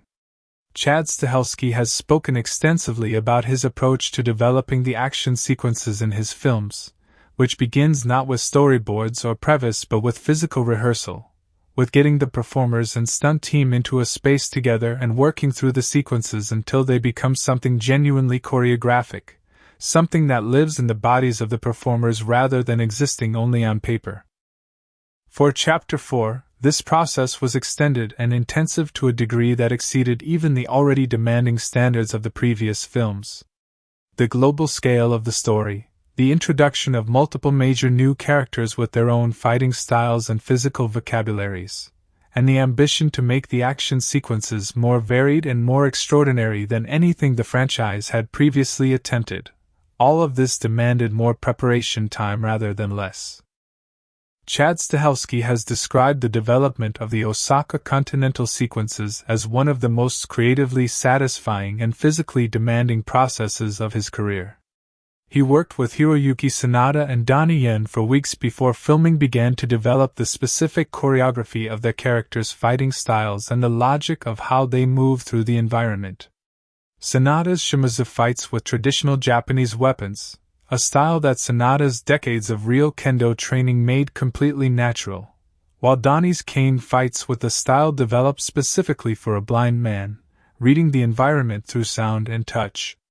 The challenge of choreographing sequences in which these two radically different physical vocabularies interact required creative problem-solving of a high order, and the conversations between Stahelski, Yen, and Sanada during this period were by all accounts among the most creatively rich of the entire production. Scott Adkins, who plays Killa Harkin under heavy prosthetic makeup, brought his own extraordinary physical skills to the production. Adkins is one of the most accomplished martial arts film performers working anywhere in the world. He has built a devoted international following through a career of action films that showcase his genuine kickboxing and karate skills, and the prosthetics that transformed him into the flamboyant Killa presented a particular physical challenge. The prosthetics that covered his face and altered his body's shape added significant weight and restricted his movement in ways that required him to completely recalibrate the physical approach he would normally take. He has spoken in interviews about the challenge of fighting in full prosthetic makeup under hot studio lights. The makeup itself generates heat, restricts peripheral vision, and adds uncomfortable weight to every movement, and the discipline required to perform demanding fight choreography under those conditions while also maintaining the character performance that the role demanded. The Saker Kerster sequence was reportedly one of the most physically punishing elements of the production for Keanu Reeves. The sequence required him to climb, fight, fall, and climb again on hard stone steps over multiple filming days, wearing full costume, carrying weapons, and performing specific choreography at each stage of the ascent. While the production took every possible precaution for Reeves's safety, crash mats for certain falls, careful coordination with the stunt team, medical personnel on standby throughout, the cumulative physical toll of the sequence over multiple shooting days was genuinely significant. Reeves has spoken about his physical approach to this film generally as the most demanding of the franchise, both because of the complexity of the sequences being attempted and because of the sheer extended duration of the shoot. The dog that appears throughout the film as the tracker's constant companion and occasional deadly weapon was reportedly one of the production's great unplanned sources of both delight and occasional chaos. The dog, a Belgian Malinois of extraordinary training and evident intelligence, worked with his handler and the production's animal trainers to develop the specific behaviors required by the script, including several sequences in which the dog attacks opponents in specific and targeted ways that become a running comic element of the film. Working with a highly trained animal on a film set presents challenges that even the most experienced productions find difficult to fully anticipate, because animals respond to the environment of a film set, the lights, the crowd, the equipment, the noise, in ways that are not always predictable. The dog was by all accounts a thorough professional who took his responsibilities extremely seriously and delivered his performances with consistent excellence, but the process of developing those performances involved a great deal of patient, careful work on the part of the trainers and the cast members who worked with him. Funny and light-hearted moments on set. For all the extraordinary seriousness and physical demands of making John Wick, Chapter 4, the production was by all accounts a place of genuine warmth, humor, and camaraderie, largely because of the tone set by its director and its lead performer. Chad Stahelski and Keanu Reeves have been working together since before the first John Wick film. Stahelski was Reeves's stunt double on The Matrix, and the friendship and professional trust they share extends into every aspect of how they run a set. Both men are known for their lack of ego, their genuine concern for the well-being of everyone on the production from lead actors to background performers, and their ability to find the humor in the inherently absurd situation of a group of people pretending very elaborately and very expensively to be assassins. One of the most frequently repeated stories from behind the scenes of Chapter 4 involves the Arc de Triomphe sequence, specifically the elements of it that involved Keanu Reeves being hit by moving cars. The sequence required multiple takes of cars striking Reeves, with safety equipment and precision driving ensuring that no real harm came to him, and Reeves reportedly developed a routine of getting up from each impact, brushing himself off with enormous dignity, and making a very dry comment about the quality of the experience before cheerfully indicating his readiness to go again. The stunt team, who spend their professional lives in environments of controlled physical danger, and who develop a particular kind of dark humor about their work as a coping mechanism, apparently found Reeves's understated commentary on being repeatedly hit by vehicles enormously entertaining. Donnie Yen's portrayal of a blind man created several genuinely funny situations on set, because the performance required him to keep his eyes unfocused and navigate by sound even between takes, which occasionally resulted in situations where he would reach for something, a coffee cup, a piece of equipment, a door frame, and completely miss it. He has spoken about this in interviews with evident self-deprecating humor, describing the challenge of maintaining the physical logic of blindness in the in-between moments of a production day while also being a functioning member of a film crew who needs to get from place to place and communicate with colleagues efficiently. The disconnect between the character's experience and the performer's need to be a normally functioning person created moments of comedy that he found genuinely funny rather than frustrating. Scott Adkins and his prosthetic transformation into Killa Harkin provided a sustained source of entertainment for the rest of the cast and crew, because the makeup process that created Killa's distinctive appearance took multiple hours every morning and required Adkins to sit extremely still while makeup artists applied layer after layer of prosthetics to his face and body. The result was a transformation so complete that people who knew him well reportedly walked past him on set without recognizing him, and there are accounts of Adkins deliberately taking advantage of this anonymity to approach colleagues in character as Killa and watch their genuine confusion about who they were talking to before revealing himself. Given that Adkins is himself a well-known and respected figure in the action film world, the idea of him wandering around a film set in elaborate disguise watching his colleagues fail to recognize him apparently struck everyone involved as extremely funny. Keanu Reeves's relationship with the rest of the cast was, by all available accounts, one of genuine warmth and mutual respect that extended beyond professional courtesy into actual friendship. He is known on film sets for bringing food for crew members, for remembering the names and personal situations of everyone he works with, for staying late to ensure that stunts and sequences are as good as they can possibly be rather than calling it a day when his contractual obligations are technically fulfilled.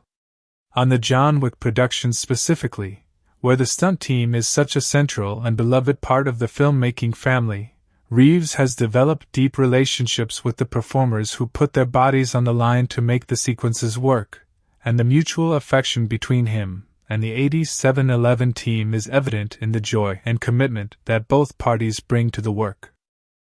Hiroyuki Sanada, despite being one of the most distinguished and accomplished performers on the film, was apparently someone who brought an enormous amount of quiet humor to the set in the spaces between takes. Those who have worked with him describe him as a man of complete professionalism and focus during the work itself, but possessed between takes of a dry wit and a genuine warmth that made him wonderful company. His history with Keanu Reeves from their previous collaboration on 47 Ronin meant that the two men had an existing friendship and shorthand that made their scenes together feel easy and natural in ways that benefited the character relationship enormously, and their interactions on set reportedly had a lightness and warmth that carried over into the emotion of their on-screen brotherly bond. Rina Sawayama, making her acting debut in the most demanding possible environment, was by all accounts someone who approached the entire experience with a combination of serious preparation and genuine enthusiasm that made her immediately beloved by the cast and crew. She trained extensively for the physical demands of the role, working with the stunt team to develop her fight sequences, and she applied to that physical training the same systematic, intellectually rigorous approach she brings to her music. Her genuine excitement at being in this environment, the slight disbelief of someone who knows they are in the middle of an extraordinary experience, and is not pretending to be too cool to feel it, was apparently infectious. There are accounts of her delight at various aspects of the production that the more seasoned cast members had perhaps forgotten to find remarkable, and that fresh enthusiasm apparently reminded everyone around her of what they were doing and why it was worth doing with full commitment. Chad Stahelski himself is described by everyone who has worked with him as one of the great directors to be on set with, a man whose background in stunt work means he understands and respects the physical demands on his performers in ways that directors from more conventional backgrounds sometimes do not, who communicates clearly and collaboratively rather than from a position of directorial authority, and who maintains an atmosphere on set that is simultaneously serious about the work and genuinely fun to be part of. His sense of humor, dry, self-aware, happy to laugh at the inherent absurdity of the situations that elaborate action filmmaking creates, sets the tone for the entire production. The famous dog of the tracker sequences became something of an unofficial mascot for the production as a whole. Shamier Anderson's bond with his canine co-star was apparently genuine as well as performed. The dog, being a professional of considerable experience, was an easy and pleasant presence on set who seemed to understand when he was working and when he was not, and his affection for Anderson appears to have been real rather than purely trained behavior. Multiple members of the crew apparently competed quietly for opportunities to spend time with the dog during breaks, and he was by all accounts a source of uncomplicated delight in an environment that was otherwise operating at a very high level of intensity and complexity. The production's time in Paris created its own particular memories for everyone involved, because filming in one of the world's great cities has an undeniable romance to it even when the practical circumstances of making a film in a real urban environment are genuinely challenging. There are stories of cast and crew members exploring Paris in the hours between filming, of late nights in French restaurants and early mornings walking through quiet streets, of the particular magic of being in that city and making something there that will carry a piece of it to audiences around the world. The fact that the film's finale is set at dawn, in the golden morning light that Paris produces with almost suspicious frequency, and that some of that footage was shot in real dawn conditions rather than simulated ones, meant that portions of the crew were working through the night into the earliest hours of morning and experiencing the city at its most quiet and most beautiful as a direct consequence of their professional obligations. This was, by most accounts, not considered a hardship. John Wick, Chapter 4, Cultural and Historical Details.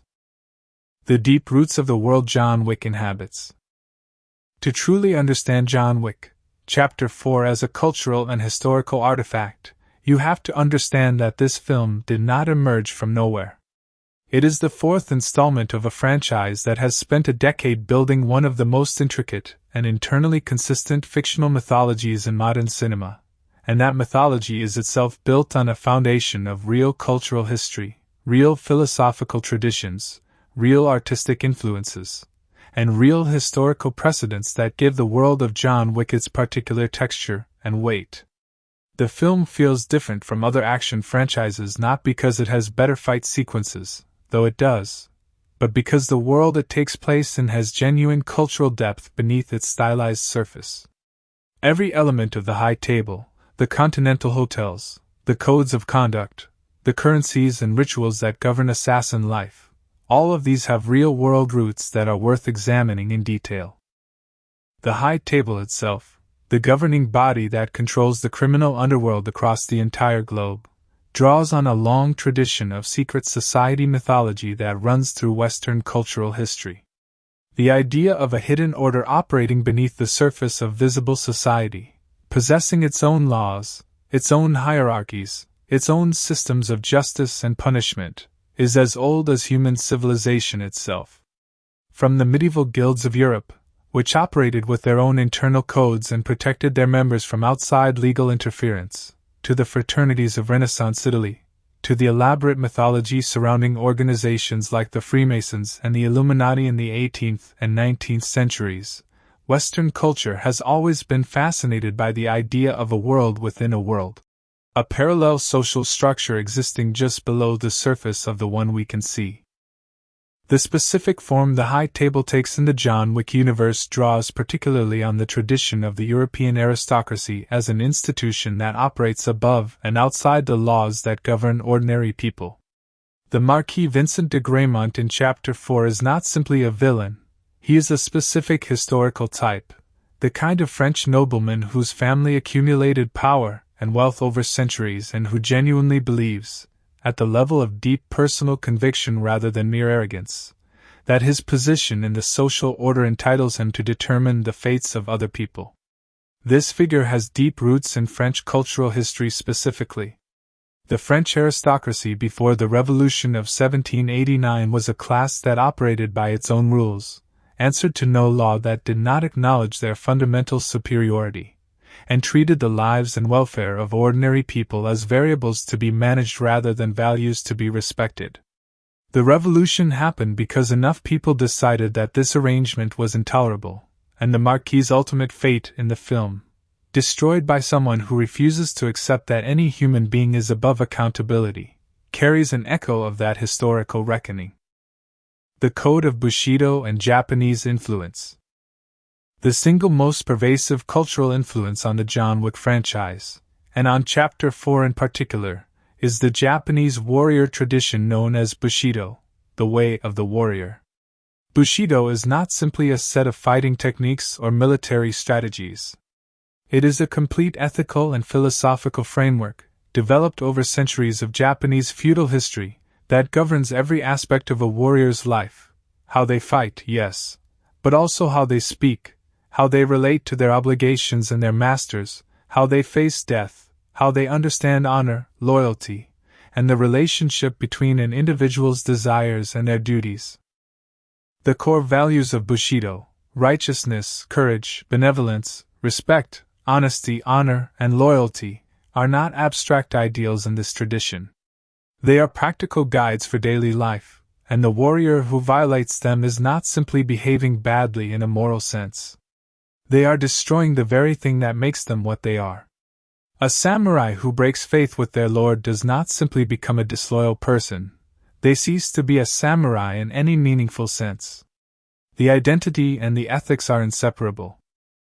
This philosophy maps directly onto the world of John Wick in ways that are too consistent to be accidental. The assassin world's code of conduct, the inviolability of the Continental's neutral ground, the absolute bindingness of blood oaths, the consequences that follow from breaking the rules, operates on exactly this logic. These are not merely social conventions or practical arrangements. They are the ethical foundation of an entire world, and breaking them is not just punishable but genuinely wrong in a way that everyone in that world understands intuitively. John Wick's original crime, the killing of Santino D'Antonio on Continental grounds in Chapter 2, is treated with the kind of moral seriousness that Bushido would bring to a samurai's betrayal of their lord. The punishment is not arbitrary, it follows from the nature of the offense. The Osaka sequences in Chapter 4 make this Japanese cultural influence explicit and direct in a way that the earlier films gestured toward more subtly. The Osaka Continental is not just a hotel in Japan. It is an institution built on Japanese aesthetic and philosophical principles, governed by the codes of honor and loyalty that Bushido represents. Shimizu Koji's willingness to die rather than betray his friend and his principles is one of the most recognizable expressions of Bushido values in the film, the understanding that death is preferable to dishonor, that a life lived in violation of one's deepest commitments is not worth living. The Japanese concept of giri, the profound sense of duty and obligation that binds a person to those they have made commitments to, is at the heart of Shimizu's character and his choices throughout the film. The sword as a weapon and as a symbol carries enormous cultural weight in Japanese history that the film engages with seriously. The katana and other Japanese bladed weapons that appear in the Osaka sequences are not simply props. They are objects of cultural significance in Japan, representing a tradition of craftsmanship and spiritual dedication that goes back 1,000 years. Japanese swordsmanship, the art of kendo and its ancestor kenjutsu, is understood in Japanese culture not merely as a fighting technique but as a form of spiritual practice, a discipline through which the practitioner develops concentration, discipline, and a direct confrontation with the reality of mortality. Hiroyuki Sanada's genuine kendo training means that the sword work in the Osaka sequences carries this cultural weight authentically rather than merely decoratively. The concept of seppuku, the ritual suicide practiced by samurai who had brought dishonor upon themselves or whose lord had been defeated, is not directly depicted in the film, but its shadow falls across the entire narrative. John Wick's willingness to fight to the death rather than submit to the high table, his refusal to live in dishonor, his acceptance that the price of his freedom may be his life, all of this draws on the samurai tradition of choosing a meaningful death over a compromised life. His death at the film's conclusion, sitting peacefully on the steps of the Seikar having won his freedom, carries the resonance of a warrior who has completed their mission and can now rest. It is not a tragedy in the conventional Western sense. It is closer to the Japanese concept of a good death, a death at the right moment, in the right circumstances, after the right life has been fully lived. The duel as historical and cultural institution. The formal pistol duel that serves as the film's climactic event is not invented mythology. It is a direct engagement with a real historical institution that existed across European aristocratic culture for several centuries and carried enormous cultural weight in the societies that practiced it. Understanding the real history of dueling helps illuminate why the duel in Chapter 4 feels so weighted with significance, and why the rules surrounding it are treated with such absolute seriousness. Dueling as a formalized practice for resolving disputes of honor between gentlemen developed primarily in Renaissance Italy in the 16th century, drawing on older traditions of trial by combat that went back to medieval law. The underlying premise of the duel was a specific and deeply held belief in the nature of honor as a social and moral reality. The idea that a man's honor was not merely a subjective feeling of self-regard but an objective social fact, visible to and acknowledged by the community, that could be genuinely damaged by insult or wrongdoing and that required active defense and restoration when attacked.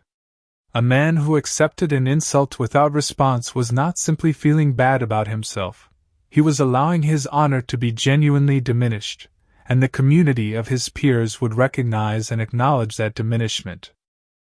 The duel was the mechanism by which honor could be restored. By meeting an opponent in a formal contest governed by specific rules, witnessed by seconds who ensured fair conduct, presided over by understood protocols regarding weapons, distance, and conduct, a man demonstrated his willingness to stake his life on the legitimacy of his position, and this willingness itself constituted the restoration of honor regardless of the outcome. A man who fought and lost the duel with courage was restored to honor by the courage of his conduct. A man who refused a duel forfeited any claim to honor entirely. The pistol duel specifically, as opposed to the earlier sword duel, became the dominant form in the 18th and early 19th centuries across France, England, Ireland, and the American South, where dueling culture was particularly intense among the planter aristocracy. The specific format depicted in John Wick, Chapter 4, the two duelists standing back to back, stepping away from each other, turning on a signal, and firing, is historically accurate to the most common French and Irish pistol dueling tradition of the 18th century. The weapons, the seconds, the formal witnesses, the protocols of initiation and acceptance, all of these are drawn directly from real historical practice. France has a particularly rich and specific dueling history that the film's Parisian setting engages with deliberately. Dueling was extraordinarily common in France through the 17th, 18th, and 19th centuries, so common, in fact, that King Henry IV attempted to ban it in the early 17th century after losing hundreds of his most capable noblemen to duels that served no military purpose. The ban was largely unsuccessful, and dueling continued throughout the French aristocracy and eventually spread to the bourgeoisie as well, becoming a marker of social standing. The ability and willingness to duel was one of the ways in which French men of a certain class demonstrated their membership in the community of honor that defined elite social life. The French duel had its own specific cultural flavor that distinguished it from English or German dueling traditions.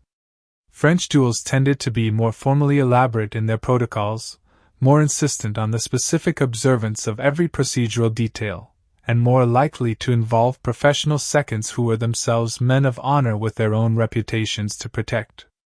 The role of the harbinger in John Wick, Chapter 4, the official witness and protocol enforcer who ensures that every element of the duel is conducted according to the rules, draws directly on the role of the second in historical French dueling practice, elevated to an institutional level befitting the high table's global scope and historical depth. The location of the duel at the Sacré-Cœur also carries specific historical resonance. Montmartre, the hill on which the basilica stands, has a history intertwined with some of the most dramatic moments in French political history.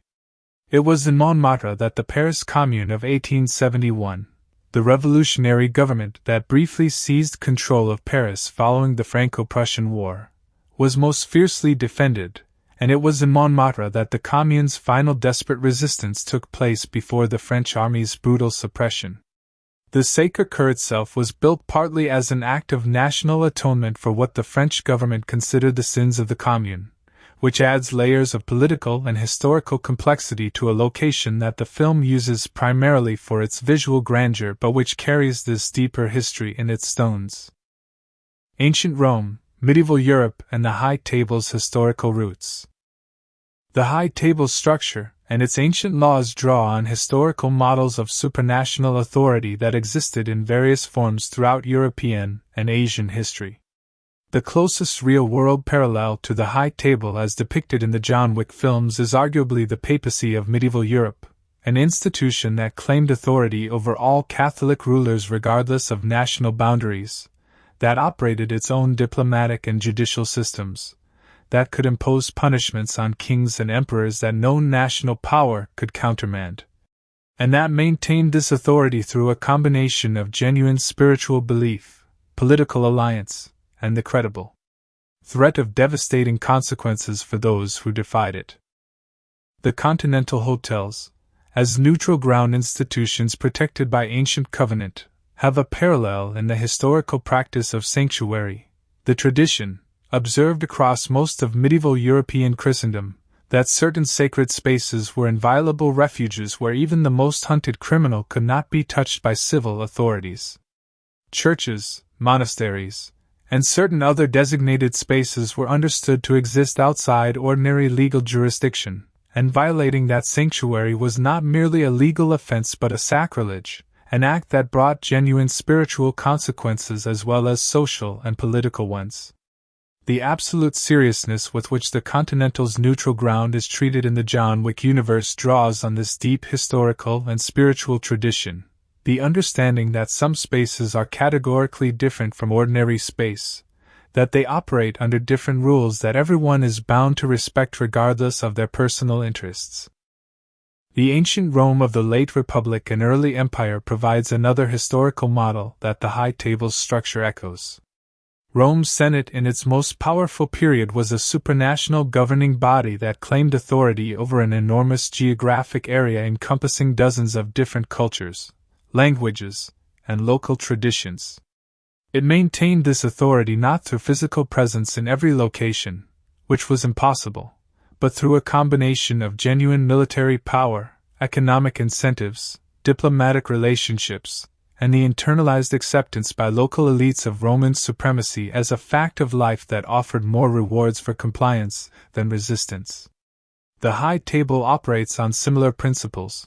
Its authority is real not primarily because it can physically enforce every decision in every location simultaneously, but because the entire system of the assassin world is built around the assumption of that authority and because the consequences of defying it are understood to be catastrophic. The specific institution of the blood oath, the marker that binds characters in the earlier John Wick films and whose violation sets the central plot of Chapter 2 in motion, has its own rich historical ancestry.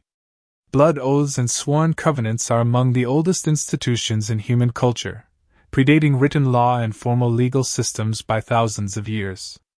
In many early human societies, the sworn oath was the most serious possible form of commitment, more binding than any written contract, backed by the belief that the divine or supernatural powers that witnessed the oath would punish its violation with consequences that no human court could equal.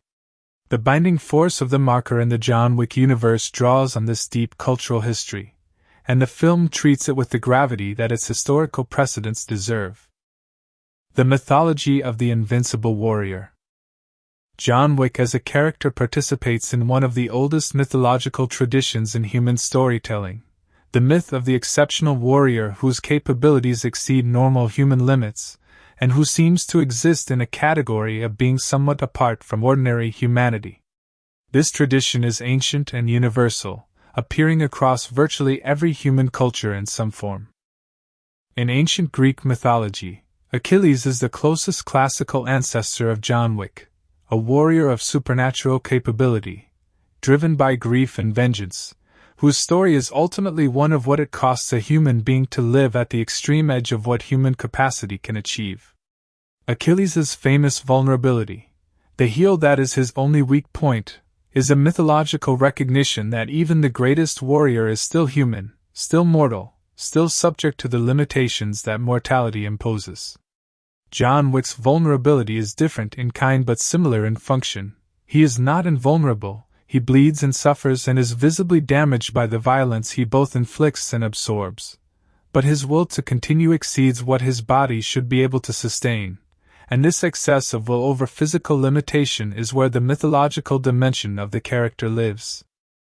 The Norse tradition of the Berserker warrior, a fighter who enters a state of battle rage that places them beyond ordinary pain and fear, making them functionally unstoppable in combat, is another ancestral form that the John Wick character evokes. The Berserkers were understood in Norse culture not simply as very skilled fighters but as individuals touched by something beyond ordinary human nature, possessed by the spirit of Odin, or by the bear or wolf whose animal fury they channeled. John Wick's fighting style, which involves a quality of absolutely relentless forward momentum regardless of the damage being sustained, evokes this tradition, the sense of a man who has passed beyond the threshold where pain registers as a reason to stop. The Japanese tradition of the Ronin, a samurai without a master, who has lost or been separated from the lord whose service defined their identity and purpose, is another mythological precedent that the John Wick character directly inhabits. The Ronin in Japanese culture was a figure of profound ambiguity, simultaneously sympathetic, because their masterless state was often the result of circumstances beyond their control, and dangerous, because a warrior without the structure of loyal service and obligation might direct their formidable capabilities in any direction. John Wick is the ultimate Ronin, a man whose only master was his love for his wife, who died and left him without the anchor that gave his exceptional capabilities their moral direction, adrift in a world that wants to exploit those capabilities and that he is fighting, at enormous cost, to break free from entirely. Paris as a cultural and historical setting. The choice of Paris as the primary setting for the film's final act is not arbitrary, and the city's specific cultural and historical weight contributes significantly to the meaning of what happens there. Paris has been, throughout its history, one of the great theaters of human drama, a city where civilization and violence have existed in particularly close proximity, where the most refined achievements of European culture and the most brutal expressions of political power have occupied the same streets in the same centuries.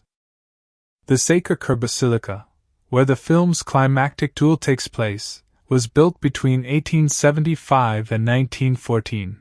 A construction period of nearly 40 years, as a monument of Catholic faith and French national atonement following a period of extraordinary national trauma. France had been defeated in the Franco-Prussian War of 1870 to 1871, had lost the Alsace-Lorraine region to Germany, had experienced the revolutionary upheaval of the Paris Commune, and was collectively processing a crisis of national identity and spiritual confidence that the basilica was intended to address.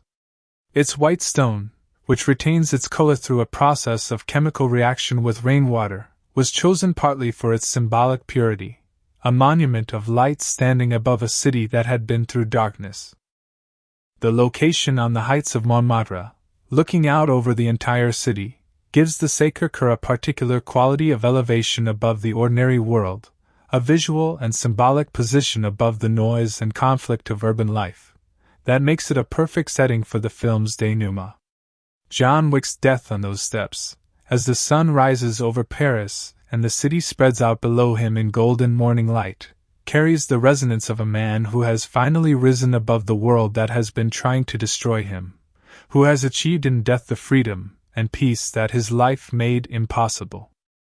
The Arc de Triomphe, around which the film's most celebrated action sequence takes place, is one of the most historically loaded monuments in European culture. Commissioned by Napoleon Bonaparte in 1806 following his victory at the Battle of Austerlitz, it was designed to honor the soldiers of France's Revolutionary and Napoleonic Wars, to create a permanent physical monument to martial glory and national sacrifice. The names of Napoleon's generals and the battles of his campaigns are inscribed on the monument's inner and outer surfaces, and beneath it burns the eternal flame of the tomb of the unknown soldier, honoring those who died in the First World War. The idea of John Wick fighting his way through wave after wave of enemies around this particular monument, a monument built to honor warriors and their sacrifices, adds a layer of historical resonance to the sequence that elevates it beyond spectacular action choreography into something closer to genuine mythological statement. The philosophy of freedom and the film's central theme. At its deepest level, John Wick, Chapter 4 is a film about freedom, specifically about the question of whether genuine freedom is achievable within systems of power that have a vested interest in maintaining control over individuals. This is not merely a personal question for John Wick. It is a philosophical and political question with deep roots in Western intellectual history, and the film engages with it in ways that are more sophisticated than its action movie surface might suggest. The Enlightenment philosophers of the 17th and 18th centuries, Locke, Rousseau, Kant, and their contemporaries, grappled extensively with the question of individual freedom and its relationship to social structures and obligations. Rousseau's famous declaration that man is born free but is everywhere in chains captures exactly the predicament of John Wick, a man whose fundamental nature is free, who has been born into or inducted into a system that claims permanent ownership of his capabilities and his obedience. The high table is, in philosophical terms, precisely the kind of illegitimate authority that Enlightenment political philosophy argued should be overthrown. An institution that claims absolute power without deriving that power from the consent of those it governs, that maintains itself through threat and force rather than through any genuine moral authority. John Wick's quest for freedom is therefore not simply a personal story. It participates in one of the central narratives of Western civilization, the story of individuals asserting their fundamental dignity and autonomy against institutions that seek to reduce them to instruments of others' purposes. The fact that the film sets its climax in France, the country of the Revolution, the country that produced the Declaration of the Rights of Man and the Citizen, the country that more dramatically than any other in Western history enacted the Enlightenment's political ideals through mass collective action, gives this philosophical dimension a specific geographic and historical anchoring. Gun culture, firearms history, and the mythology of the armed individual. The John Wick franchise's relationship with firearms is one of the most culturally specific and historically interesting aspects of its mythology. The films depict firearms with a level of technical accuracy and a degree of genuine respect for the craft of marksmanship that is unusual in Hollywood action cinema, and this approach both reflects and participates in a specific cultural tradition regarding the relationship between the individual and the weapons they carry. The tradition of the highly skilled individual gunfighter as a mythological figure has deep roots in American culture specifically. The Western genre built an entire mythology around the figure of the man whose exceptional skill with a firearm placed him in a category apart from ordinary people and gave him a particular kind of autonomy within systems of power and law. But the John Wick franchise globalizes and historicizes this figure, placing exceptional firearms skill within a world that is simultaneously more ancient and more international than the American West. John Wick's Gun Fu, the specific fighting style that combines close-quarters firearms technique with judo and Brazilian jiu-jitsu, is itself a cultural hybrid, combining the American tradition of tactical firearms training with Japanese and Brazilian martial arts philosophy to create something new that belongs to no single cultural tradition but draws authentically on all of them. The technical advisors who worked with the John Wick production teams across all 4 films to ensure the accuracy of the firearms depictions include former military and law enforcement professionals whose expertise brings genuine authenticity to every aspect of how weapons are handled, maintained, and employed. This commitment to accuracy is itself a cultural statement, an insistence that the mythological dimension of the skilled gunfighter be grounded in real technique rather than cinematic fantasy, which paradoxically makes the fantasy more convincing and more resonant than it would be if it departed entirely from reality. The Continental as a cultural institution. The Continental hotels of the John Wick universe are among the franchise's most brilliantly conceived fictional institutions, and they draw on real cultural history in ways that give them their particular texture and plausibility. The idea of a hotel as a neutral space governed by its own laws and customs, where the normal rules of the outside world are suspended by agreement, has genuine historical precedent in multiple cultural traditions. The diplomatic embassy, a building on foreign soil that is nonetheless treated as the sovereign territory of the nation it represents, governed by that nation's laws and inviolable by the host country's authorities, is the most direct real-world parallel. The concept of diplomatic immunity, which extends this legal fiction to cover the persons of accredited diplomats as well as their physical premises, operates on exactly the same logic as the Continental's neutral ground protections. The Continental is, in effect, a global network of diplomatic embassies for the assassin world, spaces where the normal laws of the high table's criminal sovereignty are suspended by mutual agreement because the benefits of having such spaces available outweigh the tactical advantages of being able to conduct business within them. The great hotels of the 19th and early 20th centuries also provide cultural precedent for the Continental's social function. In cities like Paris, London, New York, and Vienna, the grand hotels of that era were not merely places to sleep. They were social institutions, places where a specific kind of cosmopolitan elite came together across national and cultural boundaries, bound by the shared language of money, sophistication, and the codes of conduct that governed elite social life. The Ritz, the Savoy, the Waldorf, these were institutions with their own cultures, their own hierarchies, their own unwritten rules about how one behaved within their walls. The Continental hotels are the John Wick universe's version of these institutions, elevated to mythological status and serving a clientele whose elite status is defined by lethal skill rather than inherited wealth.